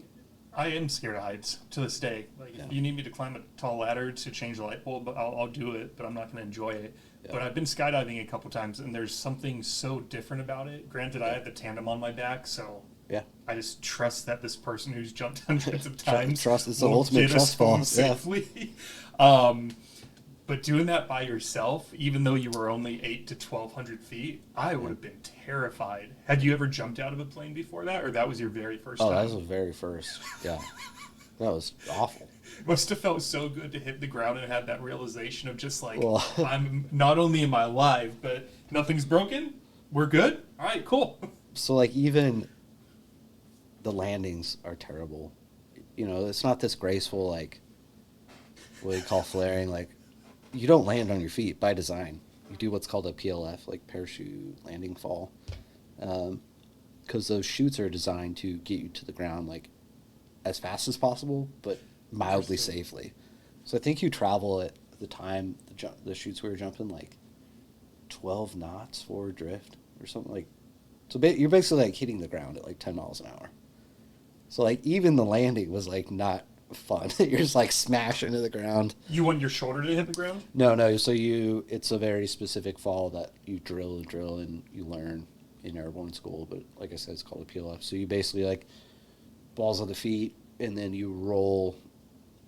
So you're basically like hitting and then balls of the feet, rolling up like your calf muscle to the hip, to the side, and then rolling and taking most of the force like on your big surface area of your back. You don't want anything too acute, right? Because that's how you break stuff. So dudes will reach for the ground, like they'll put their toes out or whatever, and so that's like acute. So you get a lot of like leg injuries, and then some dudes just get unlucky and like land in a fucking gopher hole or whatever. Right. But or a gust of wind will like carry you or oscillate you like at the very last moment and smash into the ground. Yeah, it's not a pleasant experience. No. I do not recommend it for anyone. Obviously, it's part of the job, and you got to do it and be proficient at it. And I ended up becoming like a jump master. So like the guy who actually, or one of the team, a member of the team that like actually facilitates the jumps and is an expert on rigging up and all this stuff. So, yeah, you can start with that initial fear, and once you get past that, like, go for it. Professionally eating shit. Oh yeah. Yeah. Oh, big times. Like I've seen dudes hit like, literally like hit buildings. Like it's like yeah. Oh man. Yeah, just because the wind ended up being stronger and they got off course. The wind and like those parachutes at the time, it was like a T10 or T11. They say they're steerable, but they're just not. Like, and then when I got to group, we had upgraded chutes. Luckily, ours were steerable. I think it was like T86 or I can't remember the exact edition of the chute we were jumping, but those were a lot better. Like way more accurate, way more steerable. So you do a lot better with those. But the other ones, like the old school ones, were no. The goal was to get you to the ground, potentially alive, and then from there. Potentially alive. Yeah, potentially alive. We're definitely gonna get you to the ground. You may or may not live. Right. Yeah, it's like, oh, dude, yeah, you would just hear, like across the drop. So it's called a drop zone where you land. Sure you know because you've done civilian jumps, so same verbiage there. But you would just hear like medic, and so you just know like somewhere down the drop zone someone's dead or like whatever. But then yeah, you start getting to like combat jumps where you're jumping with, you know, I think in Robin Sage I jumped in with like 200, probably like 200 pounds of kit. It's like a big rucksack, so like a big hiking backpack. If you don't know what a rucksack is. It's basically the military version of a, I don't know, hiking bag. You know, it's filled with ammo, food, like everything you would need to sustain in combat for X amount of time. Yeah, so you're like jumping with this freaking 200-pound thing attached to your body, and then a gun, and all this other crap. Yeah, it's not pleasant. What was going on in Afghanistan while you were there? So I was there in 2013. I got lucky and got onto a just fabulous team. Not because I was on it, because the dudes I were with were fucking great. Like the talent level of dudes on that team was, I'd put it up against, I don't know, pick something. Like in terms of like being able to problem solve and just be professional and all that stuff outside of war fighting. Then you add the war fighting capability on it, and it's like, oh fuck. Anyways, when I was there, so I was on a special reconnaissance / direct action team, and I did more stuff on the special reconnaissance side. So a lot of I don't want to call it sniper work because it's not super accurate. There was a lot of that involved, but essentially special reconnaissance side of the house. So me and a couple dudes got really proficient at like hiding out on elevated positions, so hilltops, rooftops, stuff like that. And then we would sit for days at a time overwatching villages or targets. And in the meantime, the rest of the guys on my team were really proficient at assaulting, so like SWAT team style tactics, if you're not familiar with direct action type stuff. Yeah, so I was in Panjwai. If anyone's ever been to Panjwai, they know, like, it's a fucking Panjwai wine mixer. It's the birthplace of the Taliban, so heavily IED infested. Definitely dudes who are willing to fight. It was a really kinetic experience in terms of combat. Kinetic? Kinetic, like lots of gunfights. Mm. Yeah, so it was my very first deployment ever. It was the only one I did it for combat too. There's definitely a lot of dudes who did a lot more. I got lucky and got into a really kinetic deployment, so I got a lot in a short amount of time. So I think we were there 7 months. Like I said, like most of my trip was doing, I don't want to say sniper stuff, like Overwatch or reconnaissance stuff, mixed in with shooting bad guys from a distance mainly. Mm-hmm. I don't have much experience in like face-to-face combat. Yeah. Which is cool. That is definitely a part of the job, and I know plenty of dudes who have those experiences, and they're fucking gnarly. But I always kind of, I think my personality's built more toward, I have the temperament. It takes a special temperament to, or a different temperament, I should say, to be able to like sit in a place and calculate and do Overwatch, like gain what we call a pattern of life.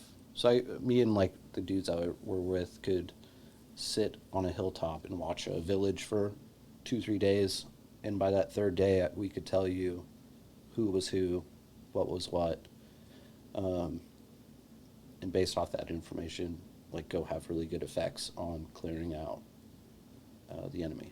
So yeah, I think one of my teammates did the math, and like throughout the 7 months or 8 months we were there, we averaged a gunfight like every other day, whether us giving it or receiving it. And then in between those days, this is where I really got lucky in terms of like choosing my path. We were treating a ton of like trauma patients. And so basically what happened, we had a really good medic. His name's Winston. We call him the witch doctor. Just a freak of a human, both like physically and intellectually. He was our medic on our team, and if anyone's ever worked with like 18 Deltas, they know like these dudes are pretty fantastic at their job. The training they get's like bar none. Anyways, Winston had like gained a reputation in the area from the locals, the indige, that we were like legit treating people, and that was huge for us. Like built this connection to the people we're trying to help. Right, they're coming here, bringing their kids to us to get treatment to foreigners, like, you know, in their eyes, not their eyes, but our enemies' eyes, like the devil's, essentially. Yeah. You know, but if the devil is freaking patching up your kid because your kid walked on an IED that the Taliban left, but all of a sudden the devil, quote unquote, like saves your kid or your husband or whatever, you know, it's a really good tool to build allies. Yeah, so Winston trained up a lot of dudes on our team, basically my whole team. I mean, there was a point, I have like helmet cam footage of us treating some guys who'd like had their legs blown off and all this stuff, but you'd be hard pressed to like pick out the medic in the room. That's how proficient we got at doing medicine. When I say medicine, it's more like trauma, first responder, stabilization type medicine. So like stopping bleeds with tourniquets, stabilizing patients for movement to higher level of care. Right? We weren't operating in OR or anything like you would see stateside. This was literally a wooden shack in the middle of a desert in a high threat environment where really good medicine was happening in a really bad place, I would say. How would they find out you were there? Because I'm assuming you're not slapping posters up on walls saying "Come to this site for medical attention," which is word of mouth. Yeah, so I mean, they know where we're at. They know we had a little compound adjacent to a village, and we were there. Like, we made our presence known, and plus, like, teams had been there like a couple rotations before us. So, you know, we're walking around with beards and doing wild stuff, so they know. I mean, we would leave the gates, and we would hear on the radio chatter, the enemy's radio chatter, like, hey, they call us bearded ones. The bearded ones are, like, leaving. So they know where we're at. Yeah, they would just come knock on, like, our gate door. But because they were being told by their people that you're the devils, was it just trust? Like, okay, I'm this mom, and my kid's has his leg blown off, so I'm just going to take the risk and hope for the best? Like, basically, yeah. That's it. I mean, that's like, going back to, like, the empathy piece from the very beginning of it, like, that's what it is. And I would make the argument, like, most good operators, that at least SF Green Beret dudes, they have that piece. And it's like, you can go from a very capable warfighter to humanitarian, like, drop of the hat. And that's, like, at least what I witnessed, the dudes who do that. And it's pretty impressive.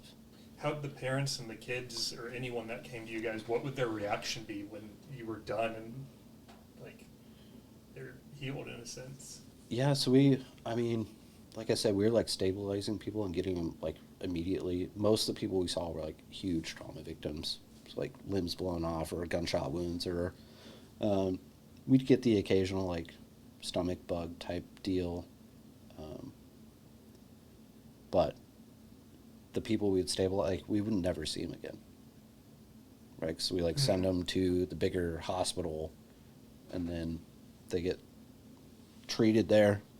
But I would say, I don't remember the exact number, but let's say, like, we treated 200 people. I think, like, 198 left with a pulse.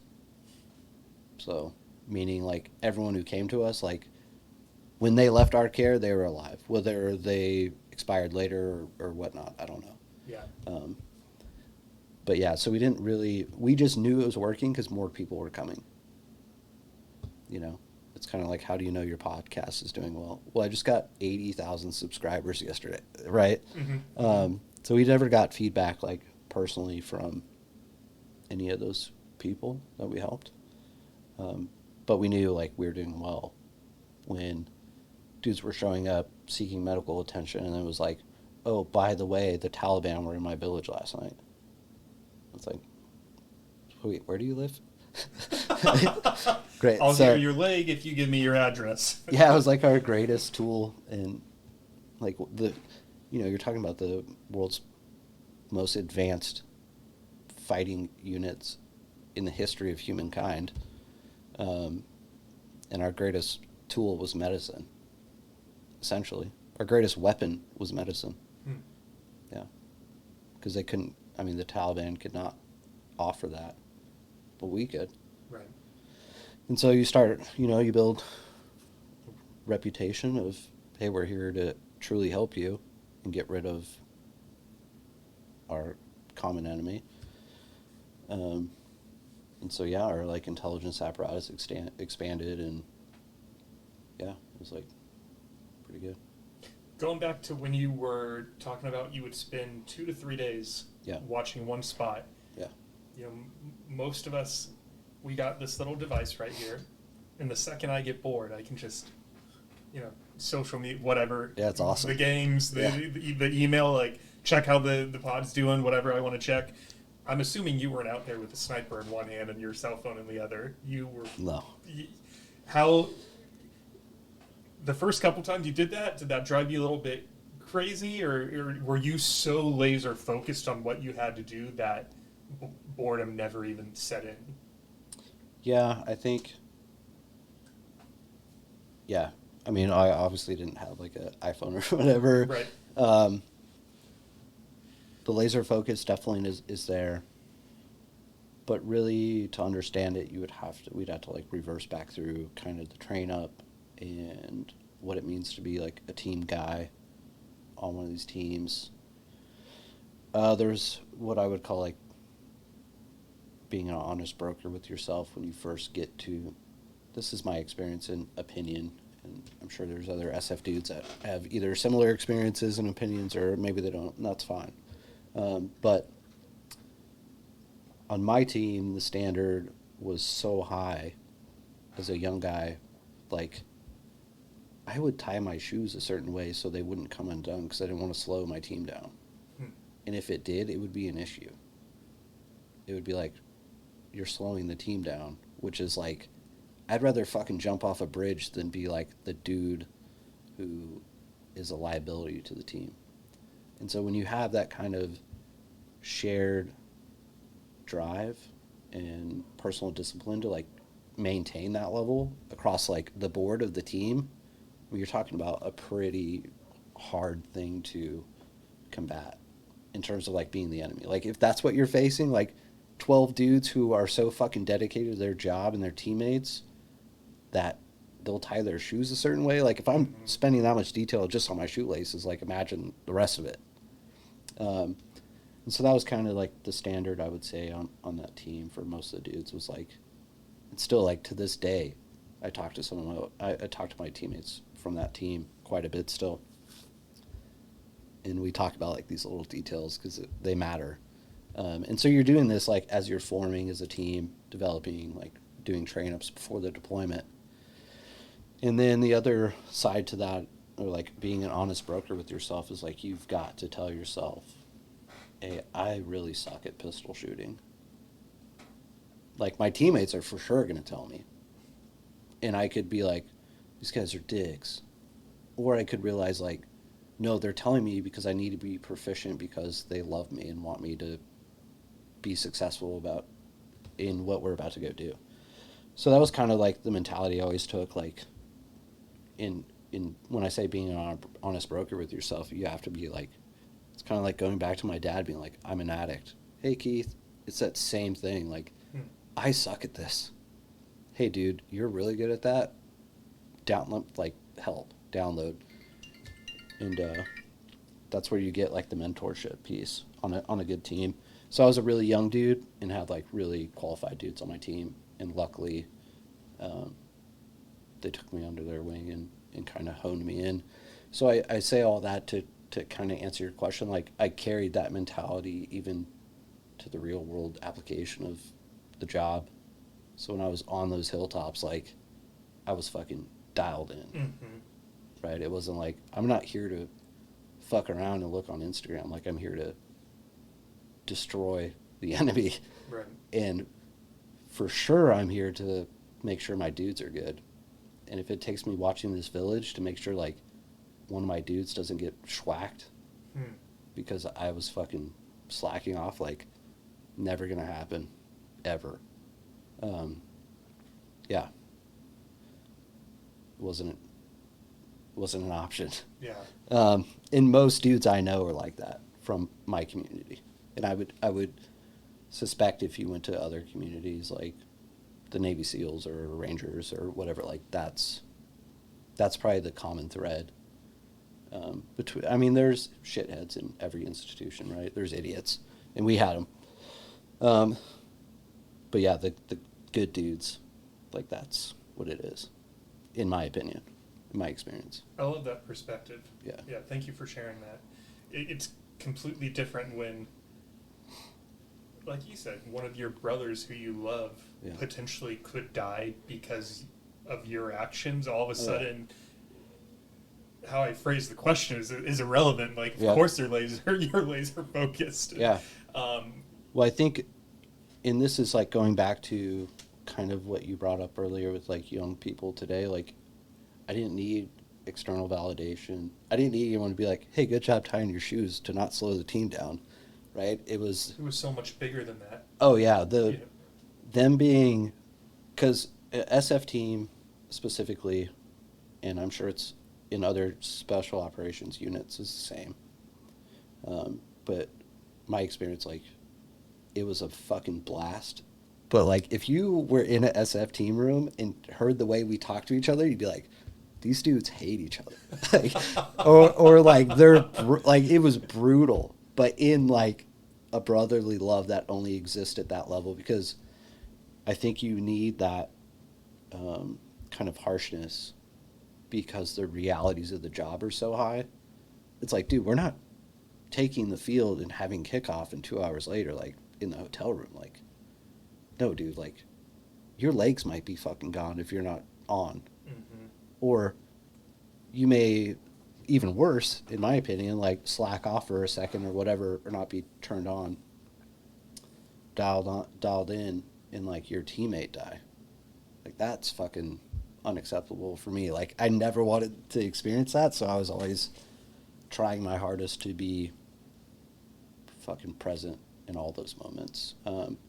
And of course, like we would go back to base, and it's a little more relaxed. You have security out, and then we're like ripping and roaring, right? So it's not like for 7 months straight I was like face painted and ready to go. No, it was like it ebbs and flows, and like I said, like in between that we're doing medicine, so like I had this like heavy dose of like humanity on top of like, all right, like I'm strapping up, put this mouthpiece in and chin strap on, and like we're going to do our job. Yeah.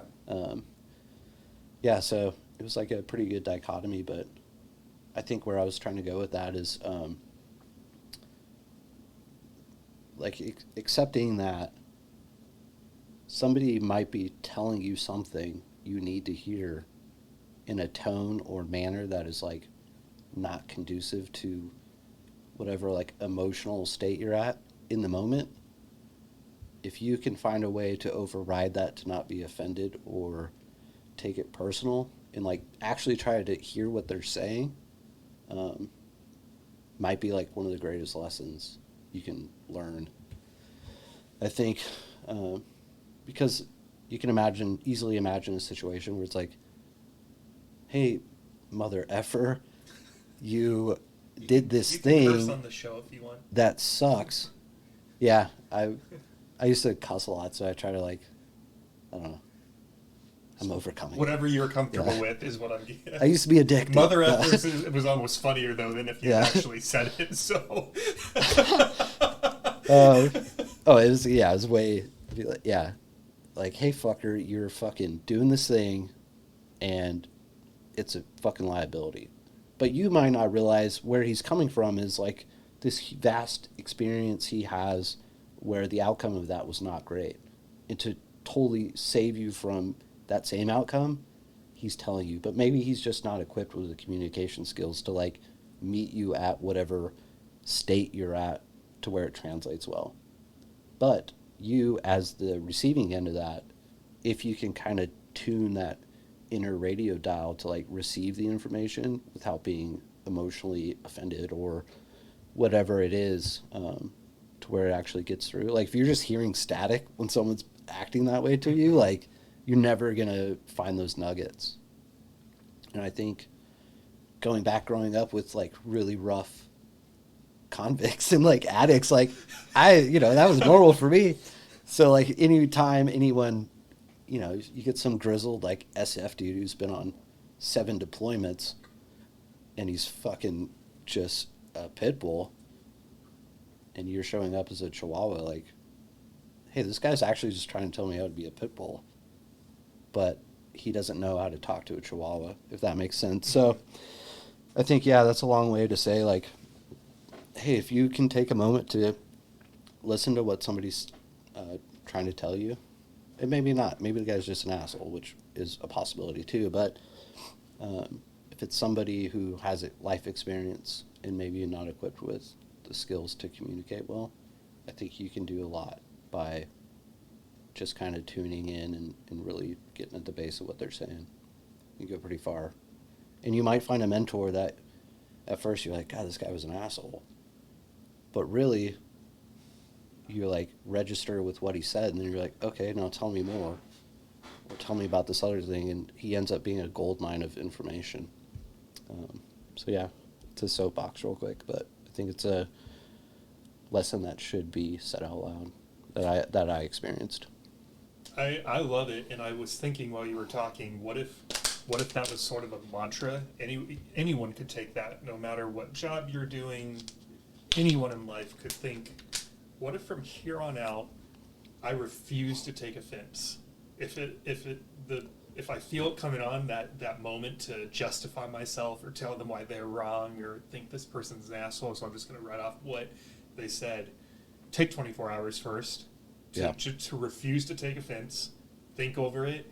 If you have a place you like to go when you're upset, for me it's the gym. I love it if my schedule allows me to go to the gym if something triggers me, because it just helps me think so much clearer. For other people, I've heard getting a good night's sleep, you wake up and you have some mental clarity. Yeah. So just take a day to promise yourself, like do it for yourself, to say, I refuse to take offense, and then try to either figure out from their perspective, even if they delivered the message in an asshole type way, were they right? Or if they were just being an asshole, don't let it bother you. Yeah.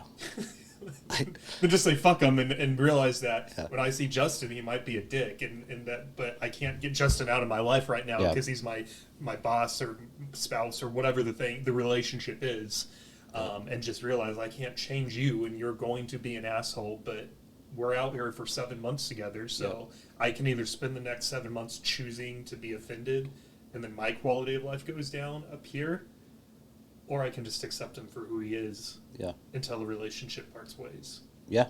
I mean, and that's a lesson in itself, right? Like thriving in uncomfortable environments. It could be physically uncomfortable, emotionally, or, I mean, obviously there's a line between like abuse and trauma, like real trauma, and then somebody who's just an asshole. But, and I can't say like as a young man, I knew this lesson and was good at it.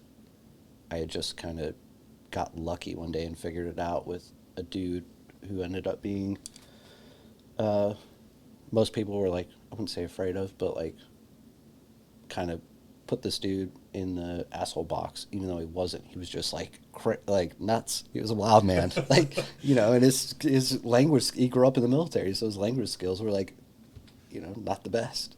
When you start a conversation off with, hey, fuck face, or yeah, like, you know, it's usually like, what's this guy saying? But yeah, I think looking back on it, like that was a lesson I carried, and I've got like a triple dose of it because now in medical school we do leadership training. It's a way different flavor than the military. It's more like corporate-esque. And then, so some of those lessons I've learned is like ways to communicate, which have been huge for me because I grew up in Narcotics Anonymous rooms and the military. Right. So like having to dip my foot and be professional in a different way, where I can't just fucking grab a dude by the neck and tell him how I feel. You know, I wouldn't say it's been a huge challenge. It's just been something I've had to accept and like figure out. But luckily I've gotten some training in it. And it's like when a dude, it's like for instance, they teach at the school I'm at in the leadership course, like effective ways of communicating or having like tough conversations. So if you come at me as an asshole and in my mind I'm like, this guy's an asshole, or I tell myself a different story, like, hey, the story I'm telling myself right now is this guy's an asshole. But then maybe the story is he had a really fucking bad day. Mm-hmm. And we'll keep it in the medical world. Like he just lost 2 patients and had to tell their families they died. And I showed up late and now he's fucking mad that I'm late. But really he's just gone through a gnarly day. Mm-hmm. So by telling yourself a different story about the person giving you the information, you can basically like, it's a shortcut, I would say, to like receiving and having difficult conversations. Or on the vice versa, if you are in the leadership role and your coworker or subordinate like did come in late, you just approach them and you tell them, hey, the story I'm telling myself right now is that you're late because you like partied all night and slept in. What's going on? And they're like, well, no, actually my car broke down and I took the bus here just to be like, get here. Like that's a totally different story than the story I assumed, right? So kind of taking that tactical pause to like, to either change the story or like let the person know like the storyline you think is happening, give them a chance to correct it. I think it's a pretty good lesson I learned in med school. But I don't know if I could approach somebody at SF to be like, the story I'm telling myself, they'd be like, they'd probably punch me in the face and be like, quit telling yourself stories and get to work. Telling like, yourself stories. Yeah. So choose your flavor of where you're at, and hopefully some of these lessons apply. But yeah, so know your audience.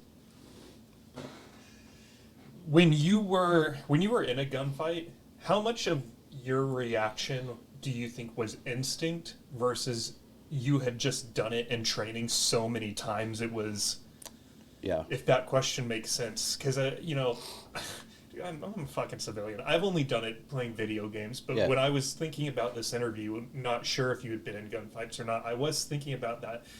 From my perspective, I was imagining like, man, are you just going off gut reaction and just or is your training just so cemented in you? You just fall back on it subconsciously, maybe, without even realizing you are, if that makes sense. Yeah, I'm trying to make sure I understand your question 100%.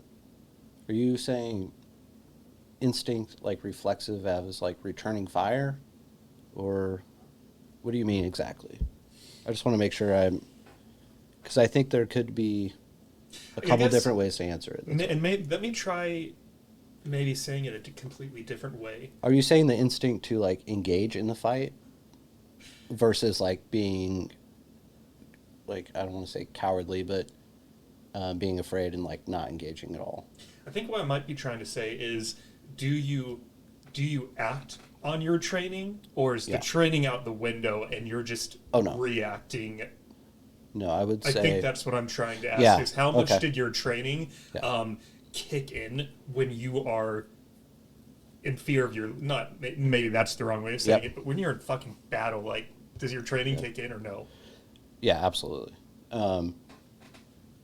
Yeah, so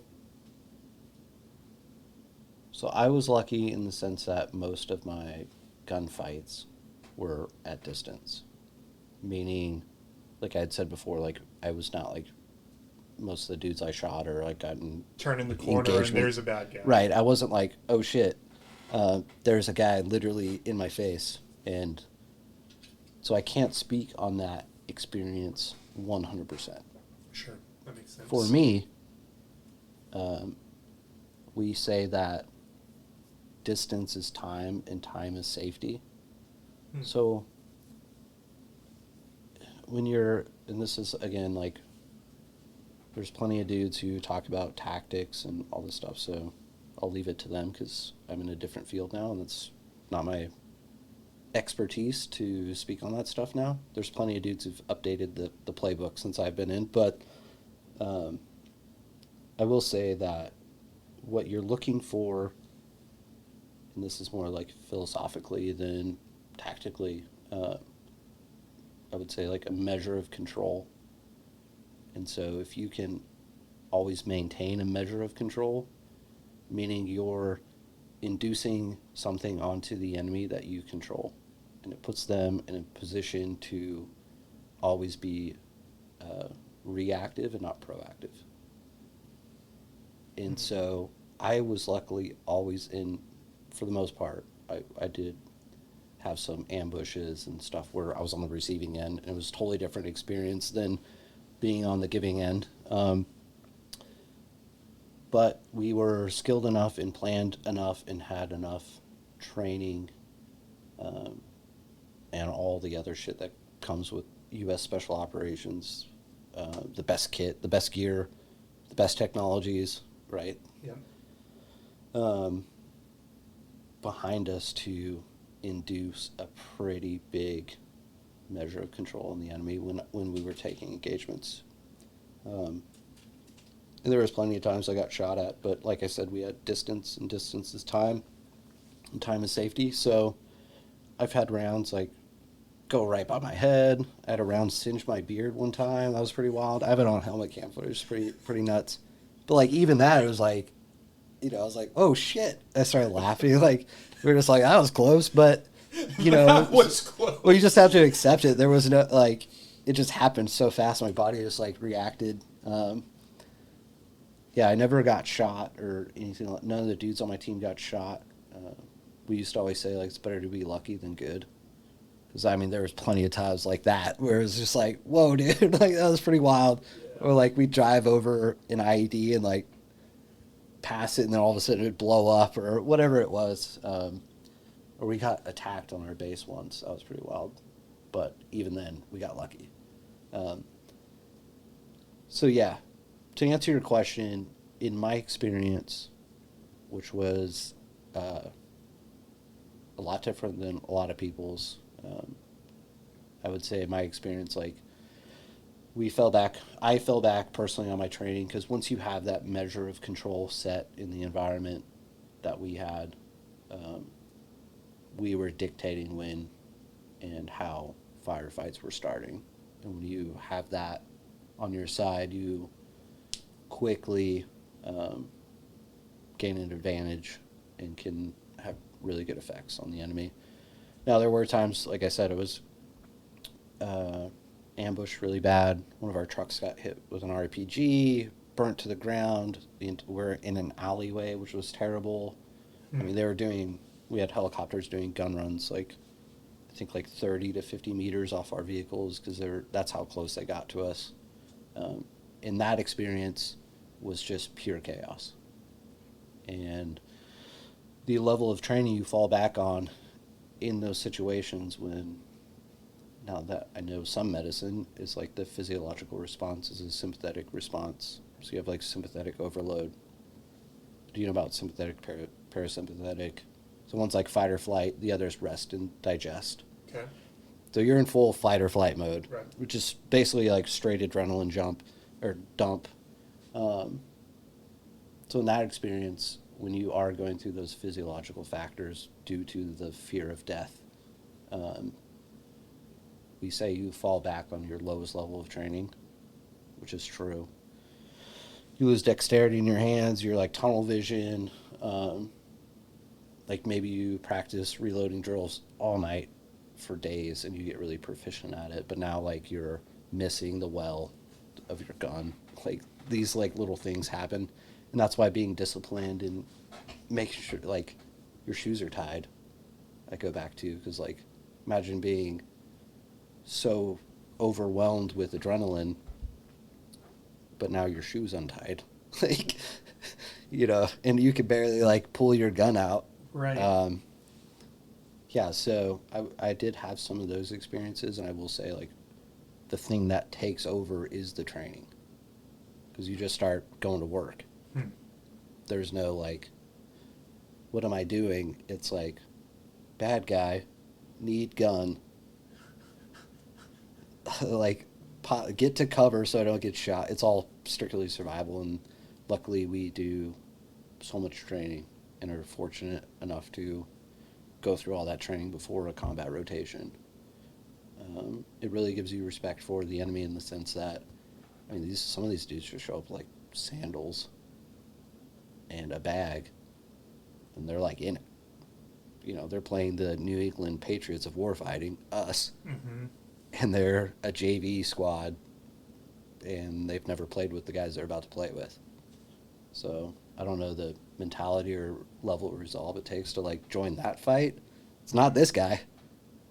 Like, I'll sign up for these guys over here, right. with all the cool stuff and the badass training and food and stuff, but that guy, like, I don't know, that's a different breed, that for us to have that level of resolve in America, I think would be catastrophic in terms of our society crumbling, or like some invasion where people get to prove their patriotism. So luckily, hopefully, that never comes. But I think it's a reality that most people need to accept. Like, hey, this shit could go away real fast, like real fast, and everything goes out the window when all you care about is surviving, your family surviving. Like, podcasts don't matter. We wouldn't be doing a podcast in Ukraine right now, right? So Right. it's like the only phone call I want from David is to let me know he's still alive, and like, I need you over here because the dudes are coming, you know. So yeah, I think those are like harsh realities that if you're not thinking of your enemy and their capabilities in that way, like, you're highly underestimating their ability, and it can be detrimental to you and the guys you're with. Yeah. I'm curious, if you could have the opportunity to sit down with that guy with the sandals and the bag and talk to him about why he'd be willing to go up against, Well, would you want to have? Would you want to have that conversation with that person? I don't think so. No. Only because of my experience. Like, there was no mutual combat in the sense, like, we were both, like, the things we were fighting for are drastically different. And the things I've seen done to innocent people under that mantra and flag, like, are unforgivable to me. Like, to this day, I'll still go hunt you. Like, that level of resolve, like, for me, like, will always be there. And I don't know. Maybe I'm not as far removed from it yet. Because I still have friends that go do the job, right? Yep. So maybe when I'm like 70 and I'm wearing like the Afghan war hat, like I served, maybe there would be like some conversation worth having. But right now, like, nah. I still got the hatchet like sharp. I'm ready to go. Yeah. But maybe that's just like the withdrawal of like trauma from that emotionally, like, because no matter, I mean, and I don't want to get too like crazy philosophical on my own stuff, but like, to me, I watched 9/11 happen. Like, I think it was like ninth grade or 10th grade. Like, I watched it live on TV, right? So having that, and then kind of retrospectively looking at America in the sense, like, do we have to come to grips with reality that we are a country that was basically developed and fought for by like violent rebels, right, from the colony days. And I think generationally, like, that vein that is rich with like blood still in America, and you see it in these galvanizing events like Pearl Harbor or 9/11. We're in my mind, we're always like one galvanizing event away from like spawning the next generation of war fighters, whatever that looks like. And so it's helpful in the sense, like, I don't get too involved with the noise of like politics or any of that stuff, just because I know how sensitive our society is, in the sense that it could all go away, or it could be galvanized again, like through one of these events where, we're a land rich in heroes for a reason, and I'm proud to say, like, I've known some of those dudes. I don't consider myself a hero by any means. But yeah, to answer your question directly, I think, like, right now, no. But I would be interested to hear their take on us. Like, maybe not us as a culture in general, but like special, like SF dudes. Because we would hear them, like, we'd be driving, they'd be like, don't shoot at them. It's the bearded guys. They just knew, like, we don't care. Like, come on, bring it on. Let's go. And that's not specific to Green Berets. You would find that probably with most dudes. But I would be interested to hear, like, their perspective on what it was like going up against dudes like my buddies. I think that would, not that I want to directly have that conversation with them, but it's like, respect. But yeah, fuck those guys. No, just kidding.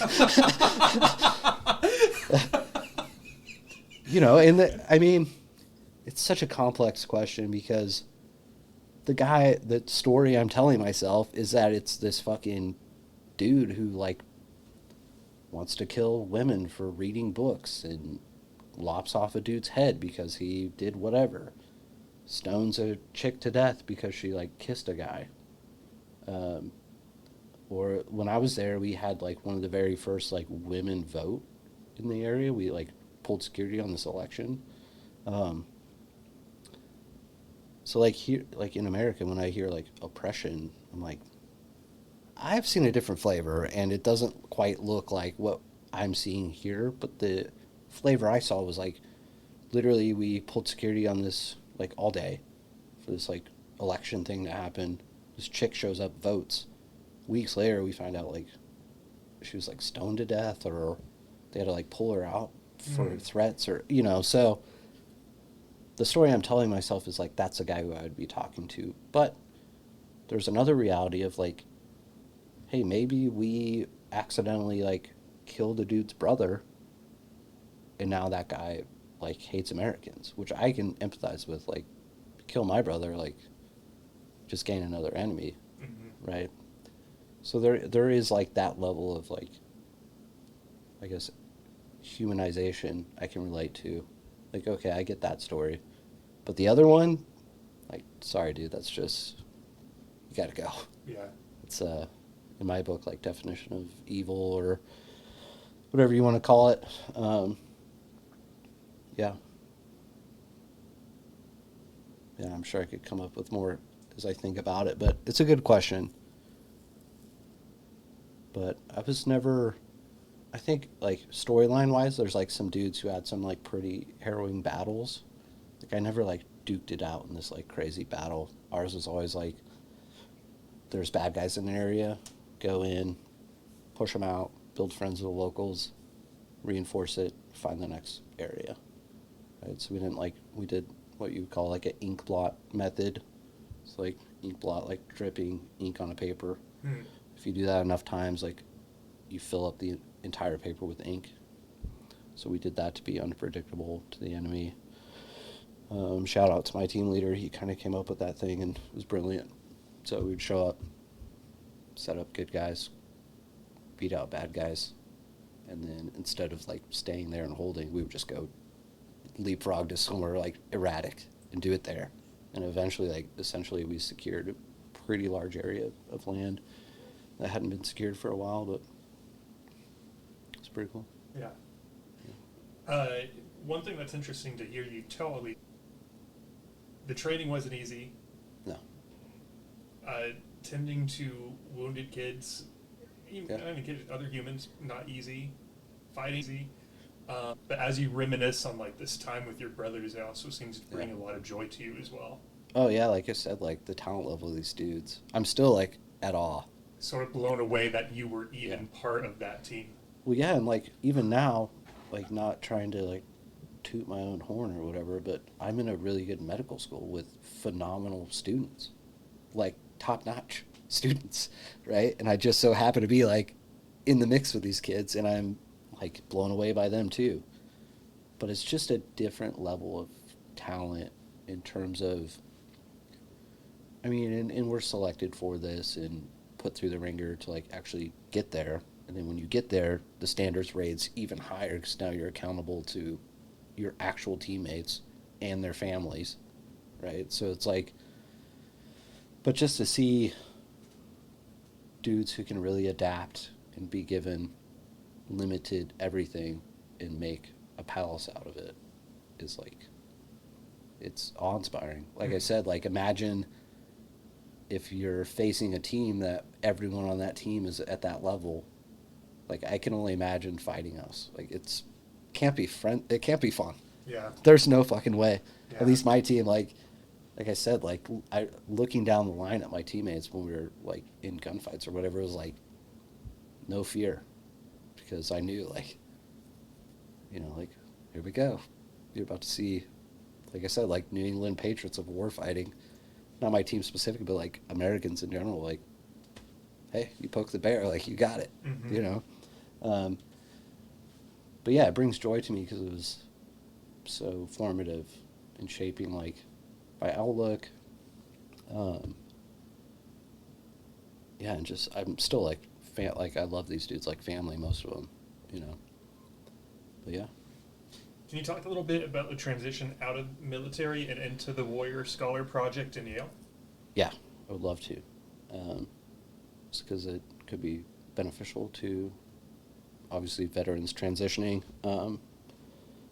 So I was so after, that was my first deployment, just long story short, I came back, and then from there, within the Special Forces, there are specialized teams. I got picked up for one of these specialized teams. I probably won't talk about it too much, but essentially, like, 3-man teams that were going into places and just doing stuff. There's still dudes doing it, so I don't want to talk about it too much. Not that it was like crazy secretive or anything like that. It was unique, and it was a specialized team. They still exist. Anyone who kind of knows the community will know who I'm talking about. And that was a totally different realm from gunfighting, the complete opposite. I'd say it's more like intelligence adjacent. Um, Anyways, I did that. Did a couple trips doing that, or at least a trip. Yeah, 2 trips doing that. Um, didn't really like it in terms of, like, I always wanted to be the guy kicking down the door, but for whatever reason, like, all my training and pathway was like not that. It was like all this like intelligence gathering and like squirrel, like secret squirrel stuff. But anyways, I learned a lot doing that stuff. And then, but I kind of got sick of it. But I kind of got like pigeonholed into that element of the job. But I wanted to be like this element. I just Yeah. wanted to like pick up heavy things and like smash stuff. But they're like, no, here's a freaking feather and ink. Like, go do calligraphy. Like, okay, that's not me. Anyways, so I was gonna go try out for a different unit in the military that does more of the kinetic stuff strictly. They do a lot more things, but I went to my wife at the time, and I was like, well, I'm still married to her, but at the time I went to my wife, and we'd been together like 5 years, and I'd been gone for like 4, Mhm. like in total. And I was like, hey, I'm gonna go try out for this thing. And she was like, and then I kind of told her about the job, and she's like, I'm out. Like, you're gonna be gone more. And so at that point, I had to kind of like take a pause. And probably one of my biggest mentors in the military, he had left my team in the military. And one of the last things he said to me, I still talk to him all the time, but in person, one of the last things he said to me was, don't let the Army be the greatest thing you do. And I don't know why, but like, that just seared in my brain. And I was like, so it really, in that moment, him saying that to me, like, stuck with me. And it kind of gave me the courage to, like, look at the possibilities I could pursue. Um, and so I was talking to my wife, and I'm like, well, where I'm at is excellent, like, great. If I stayed here for the rest of my military career, like, it would be a huge win. But I feel static. I'm not, like, growing in capability. Um, at this point, I was like a senior ranking guy, like a lot of experience. So I was like fulfilling more like leadership roles, which is great. Love mentoring dudes up, but like going back to the beginning, like I had signed up to like kill bad guys, Mm-hmm. and if I wasn't going to be like actively doing that, then I had to question like, why am I here? Am I just collecting a paycheck and Right. looking cool because I'm a SF dude, or am I actually like growing and pursuing something of value? Um, and so basically, I told my wife, I was like, the only thing I would like to do is like pursue medicine, and that was all based off that first trip. I fell in love with medicine. I didn't know anything about the science of what we were doing. I just knew that it like worked. I knew how to do it. And it's all based off my medic teaching us and then getting the reps in, unfortunately, with real life victims. But so she was like, okay, do that. And yeah, so I went and told one of my team leaders, I'm like, yeah, I'm looking at maybe like going to PA school. So the Army has a really good PA, physician assistant program. It's like 2 years, you come out as a PA, and then the good news is like the cert carries over on the civilian side, so you can do it as a civilian job. But I had I wanted to stick with the military because I was, if I'm being like an honest broker with myself, I was cowardly in the sense like going to school was like like only smart people went to school, like, you know, in my mind, because I had no college experience, like no one I really knew went to college. But luckily my team leader at the time was like, oh, if you want to go do that, like I found this program that like helps veterans go to school. And I was like, okay. And so he showed it to me. It is called the Warrior Scholar Project. It's a nonprofit organization that helps transitioning veterans who want to pursue academics. It essentially gives them like, for me, I would describe it as like a translation device of translating the tools and skill sets you picked up in the military and applying them to the academic classroom. And so essentially what they do is you're on the hook for paying for travel.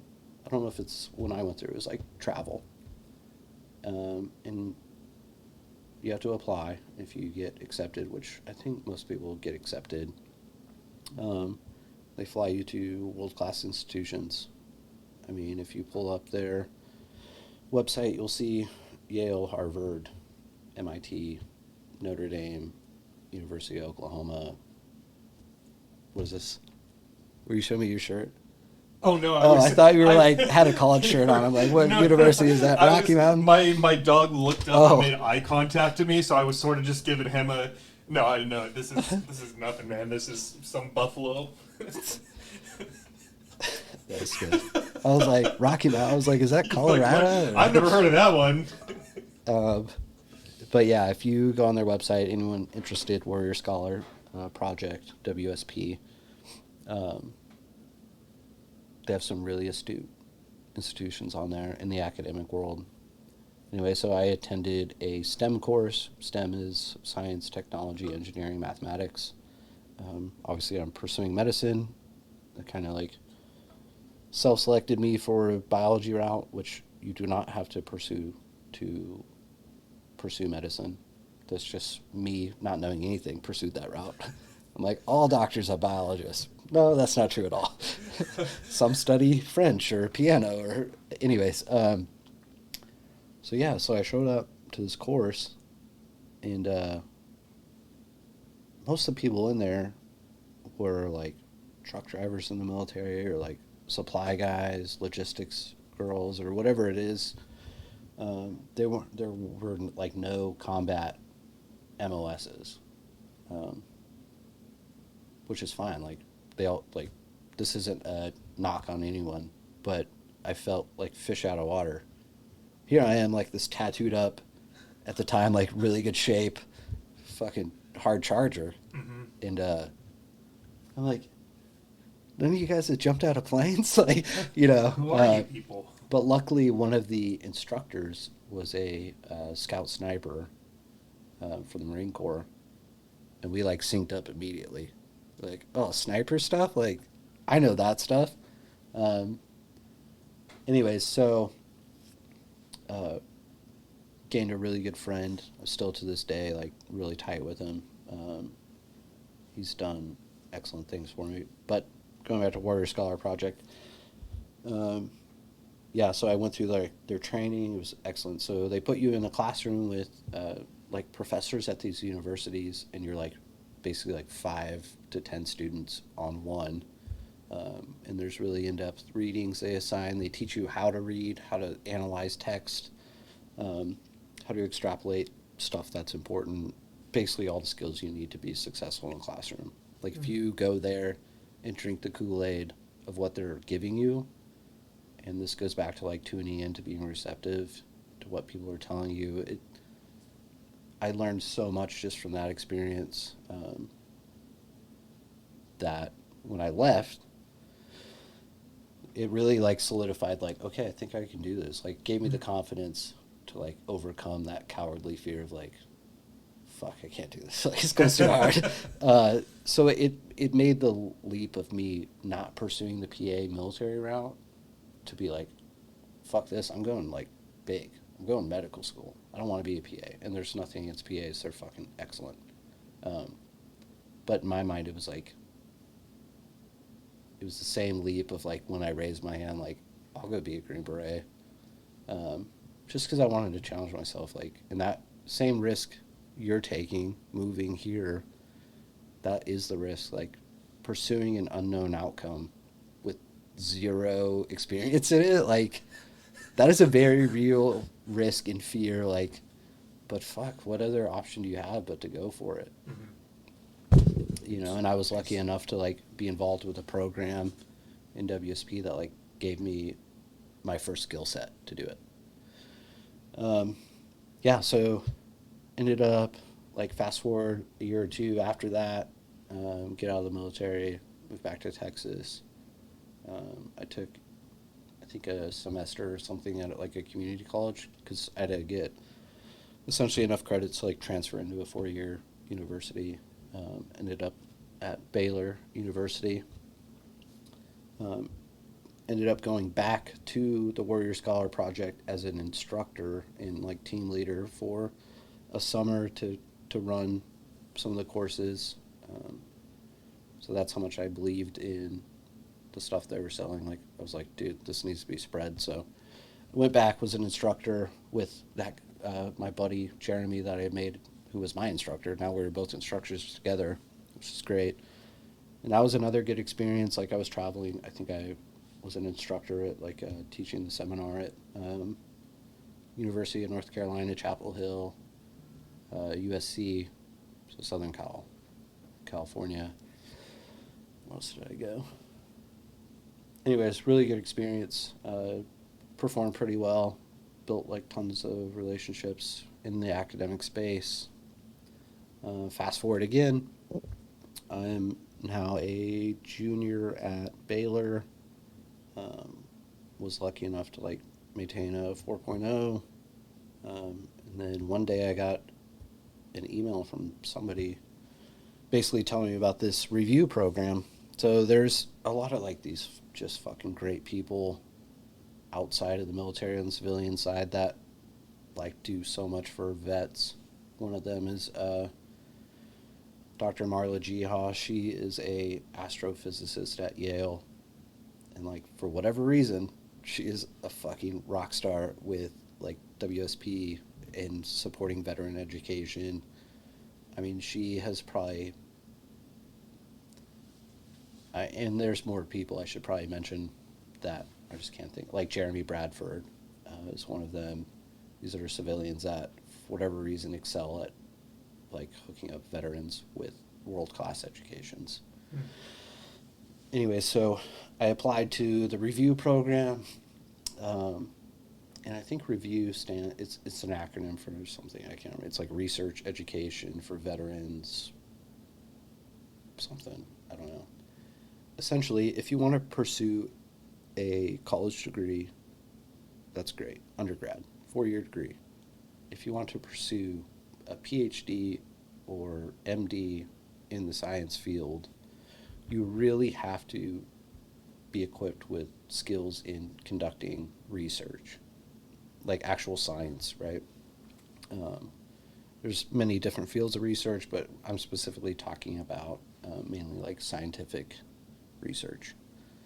And there's different flavors of that too, but we'll just keep it pretty broad. Anyways, if you lack those skills, it's very hard to get into an astute PhD or MD program, bottom line. And so the review really I was in the very first cohort. So what that looked like is I applied, interviewed with Dr. Jiha and Jeremy Bradford, was lucky enough to be selected, and then went to Yale University for the summer and conducted research at the medical school, like with a no shit real cancer scientist, like doctor. I'm like, hey, and they're like, it was culture clash for me.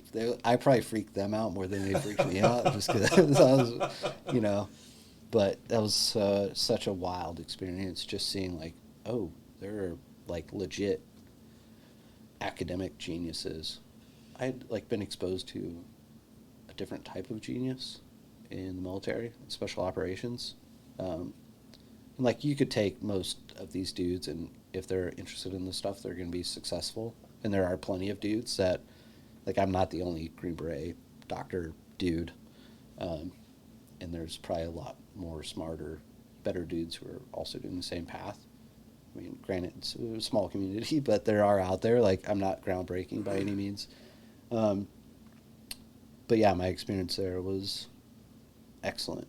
And it was excellent in the sense that I got world-class education and training at a top-tier institute on my resume, which is hard to beat, right?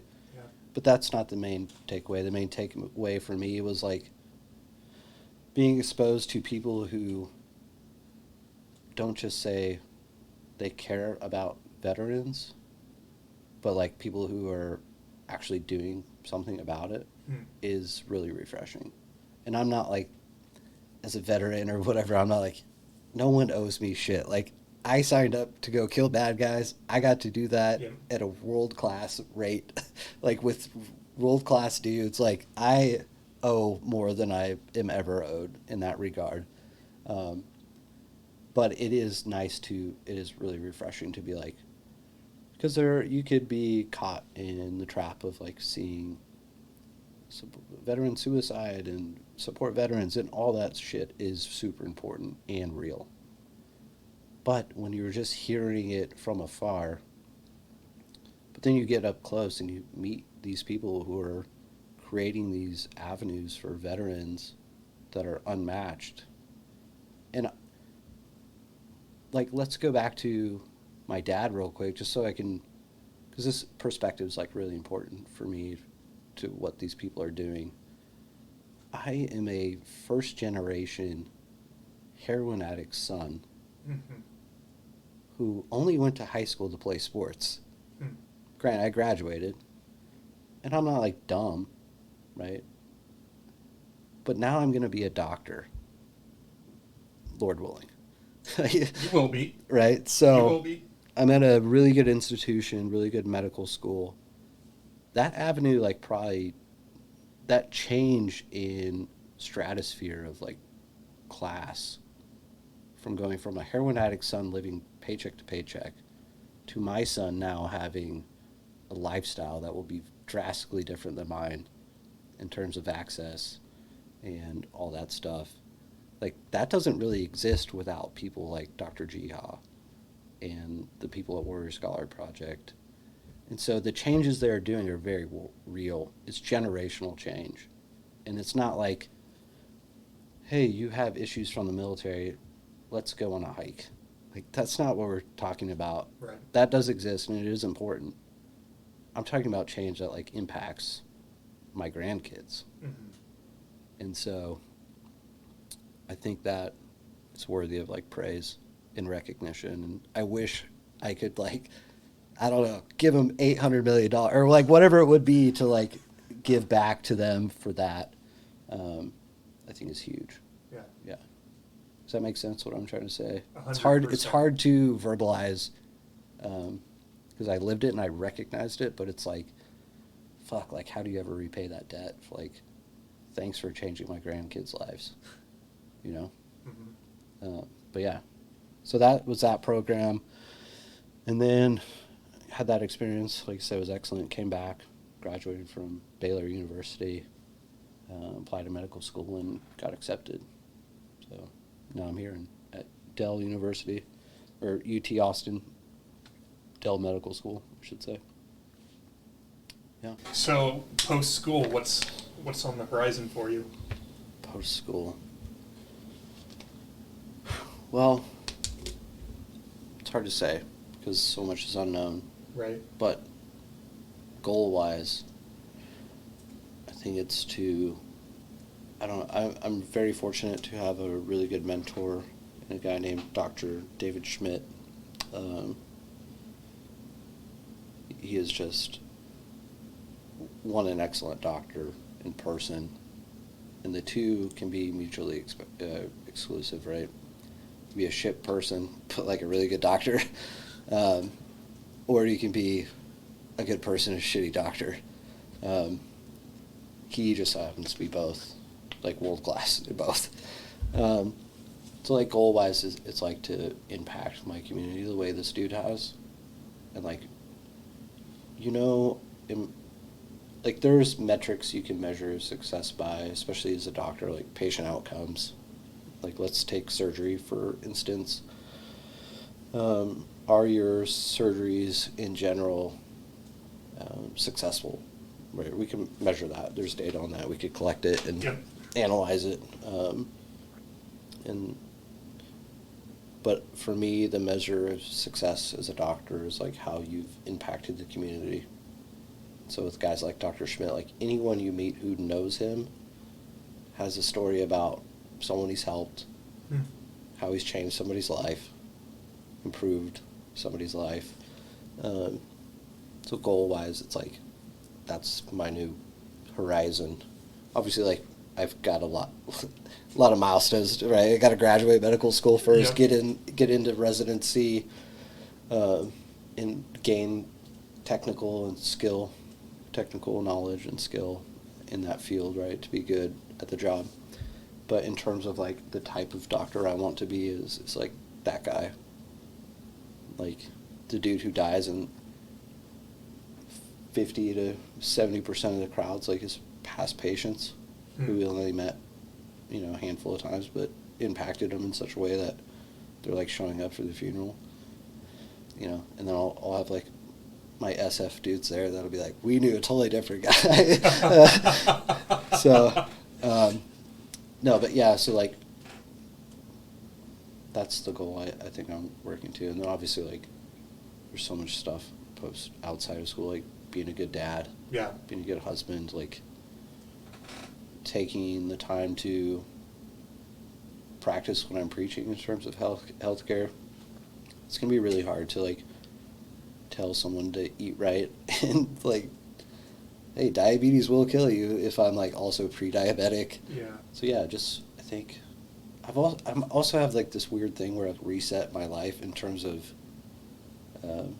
age groups I'm always surrounded by. Like in the military, you're like, I'm young, and then I become like older, but I'm always exposed to like younger soldiers coming in, and then I totally reset. And now I'm with like young people in school again. So I'm like, I'm gonna be like 60 and reset back to like some level of like young people. So I think having that like perspective, and always like, I know it's always weirder for them than me.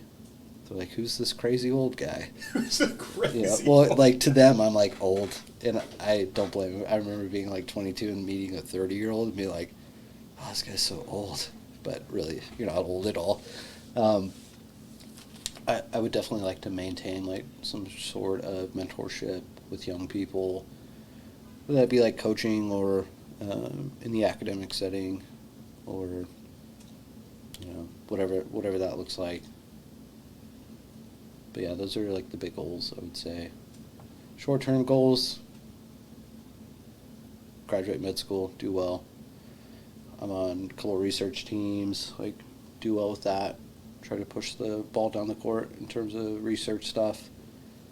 Don't die is always a good one. That should be everyone's first goal. Like, don't die. I don't want to die. Yeah. Not short term, anyways. Yeah, goal number one is always don't die. Yeah, and that's a long term. Goal 2 is whatever is next. Right. But yeah, med school is so entrenching in terms of being honed in on staying up with studying schedules and all the outside stuff, research. I have to study to buy the time to like come here and have a great conversation with you, right? So, and those are all skill sets I developed in the military. You can develop anywhere basically, but So it's hard to like answer your question very definitively. But when I see sparks and flares from great humans, that's where I'm like, all right, that's the North Star. You see the compass like point towards that person. It's like, okay, follow that guy or girl. Or like download some of what they got to make your own flavor. But yeah. I love that, man. I tell that to people all the time that as a recruiter, or even just any time it comes up and it's applicable, that sometimes you don't choose the job, you choose the person. Yeah. You know, so right. when you're going through, I'll just straight up tell my candidates, I know you're interviewing with the competitors, and at the end of the day, you need to go with whoever you resonate best with, not the highest dollar amount. Right. Because what if they all come off as assholes, but they're paying $20,000 more? Like, what's that balance? You know, but if you catch on to someone and you're like, that is who I want to be, Right. the dollar amount almost doesn't matter, the name above the company door, just accept that fucking offer. Yeah. No, and I think, to your point, and this is something that was said to me by one of my previous commanders. I forget the situation, but I'll never forget what he said to me. He said, if it sucks, it's our fault. Meaning, you don't have to clout chase. Make where you're at fucking awesome. Like, be that guy or girl who, hey, I'm not at the best job, or I'm not at the best school, or I'm not at the best whatever. Well, fucking make it the best. Then you are. Yeah. That was like the takeaway from my commander. Like, hey, if it sucks, it's our fault. That's the reality. Like, for me, that I try to carry, like, wherever I'm at, I want it to be the best. Yeah. You know, it's not like some crazy ego trip thing. It's just like a mentality of like, don't complain about it, fix it, make it better. You know, why are you leaving? Is it, and granted, this doesn't apply to everything. This is more of a mantra than a, hard fact or whatever. Like, some places do suck and they're unsalvageable, right? And that's just fact. That's the true reality that also needs to be accepted. It's like the serenity prayer, right? Going back to NA, like having the knowledge and wisdom to accept the things I cannot change, right? But if you can change them, like, make them better, make it the best place. So I carry that. When he said that to me, I was like, God, he's so fucking right. Like, if it sucks, like, it's ours, it's on us. So taking that personal responsibility and ownership of like what you got, and maybe you do make it the best, and that opens doors for you to go on to something bigger and better. Right. Yeah. I think last two questions. I want to be respectful of your time, and thank you so much for everything that you've shared tonight. It's been awesome. We need to shout out. I'm kicking myself for forgetting this. The YO Ranch or the Yo Ranch? Yeah. How is it pronounced? YO Ranch. Yeah. Shout out YO Ranch. YO Ranch is a historical ranch, one of the like first 4 or 6 big ranches in Texas.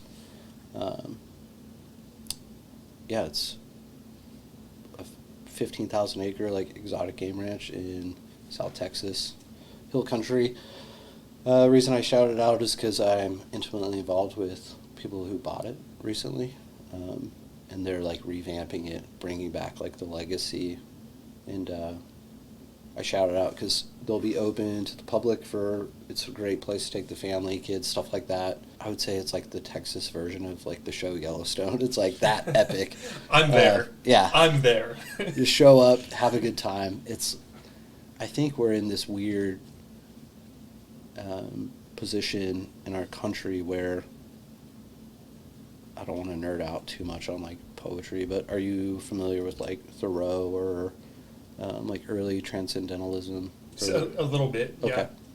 So like basically like Rip Van Winkle, like I think if you look at the shows that are popular today that are continual, you see like Yellowstone, 1923, 18 whatever, there's like this call back to nature. I think you're really seeing it in the hunting space with conservationship.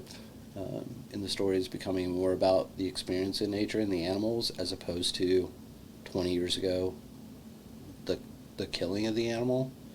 So I think we're at this point in society, because we are so inundated with technology and screens and this minutia of getting to work and all this stuff.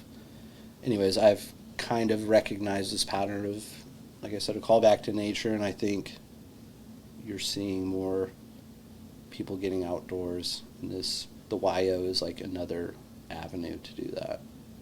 And I think it offers, if you can escape this city, we're in Austin. Austin's actually pretty unique, and it does have a pretty robust outdoor scene. But if you can just go get a slice of Americana for the weekend, in the quote unquote like Wild West, like, you should do that. And I think like emotionally it paid dividends. I do it quite a bit because I have good access. I can just show up there. Yep. And every time I'm there, I'm like, why am I leaving? And it's not the YO specific. It could be whatever your YO ranch is, like, go there and experience it. And I think it'll be a trend across the country. It already is a trend from what I see. It's kind of like harkening back to early transcendentalism. Like, I walked into the woods and took a 20-year nap and, like, returned, or 25-year nap. And I think it's beneficial for people. It has been for me. Are you current on Yellowstone? Oh, yeah. I only ask because, and this, if you're not, you should be, and so I don't, not only is this not really a spoiler, but if it is a spoiler, that's on you, not on us. One of my favorite scenes from the most recent season was when they were herding all the cattle, and then afterwards, I forget her name, but John Dutton's new assistant just gets the biggest smile on her face and yells, "This is fucking awesome!" Those ranching scenes are like, my second favorite was probably the one where they were all like, "What's the game plan? Fuck it. Casey, what do you think? Fuck it." Like, dude, I just love those ranching scenes. They make me so happy. Like, the action's cool. I'm glad there's action. I'm glad there's guns and killing. We're hanging people. Great. Yeah, but the ranching not the scenes draw. are just, they're so special. Yep. No, I agree. And to your point, I think very deliberately in that show, if you're paying attention, like, the opening scenes are like, some of the transitional scenes are like these big drama pieces of Yellowstone Park or whatever in the background. Yes. It's never like, the violence is just whatever, or whatever, whatever drama they're inducing, but that's not the call to the show. I think, for me personally, I like, have you seen 1923? Mm-hmm. Yep. Yeah, that's my show. I'm like, fucking put me on the African plains, like killing lions or whatever. With good old Spencer. Yeah. Yeah. Dude, his storyline's like pretty powerful. Not to be nerding out on shows or whatever, but if you haven't seen 1923, big shout out. Go watch it.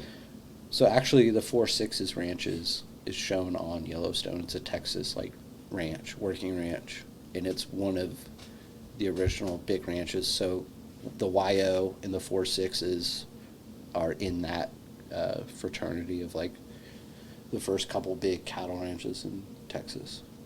So That's sweet. okay, I will be there. come on, You'll see me out there. let's go. I'll give you a heads up, bring out some of the buddies, and Yeah, spend a weekend at the ranch.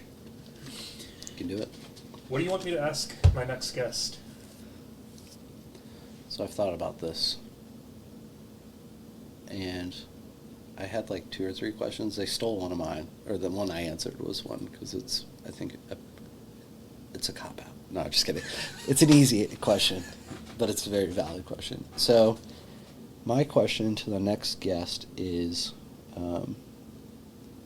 if you could have dinner with one person in history, who would it be? If you could fist fight one person in history, who would it be? And this could be someone you hate or a worthy opponent. Like, I would probably go Abe Lincoln just to see what he's got, but that's me. And then if you could change one event in history, one single event, what would it be? I think it's actually 3 questions, but it's a conglomerate. It's a team effort, yeah. Yeah, that's it. I love it. I'm glad I pre-asked you that because I felt like since you had time to think about it, you were able to come up with a really good one. Yeah. By putting the previous 5 or 6, 7 guests that I've done this with on the spot, I've noticed they all sort of asked a question that was in the same vein and it was almost getting repetitive. Yeah. So I'll have to start giving them a heads up from here on out.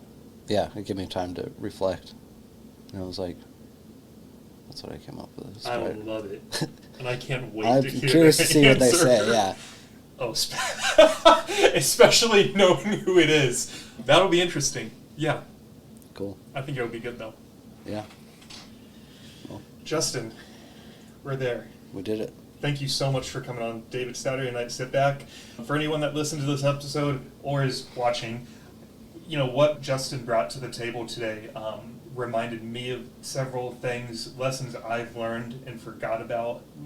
One of my biggest takeaways was just the reminder to tell yourself that story of what is that person going through. That's something I was doing pretty well for a couple months, and I've sort of forgot about that. And so thank you for bringing that one back. Yeah.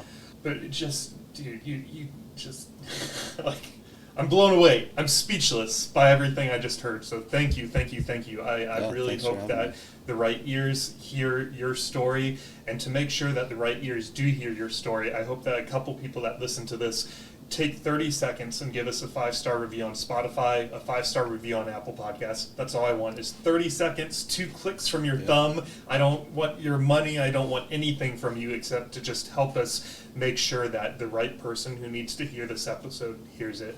With that being said, Justin, thanks so much for coming on, man. Thank you. Yep.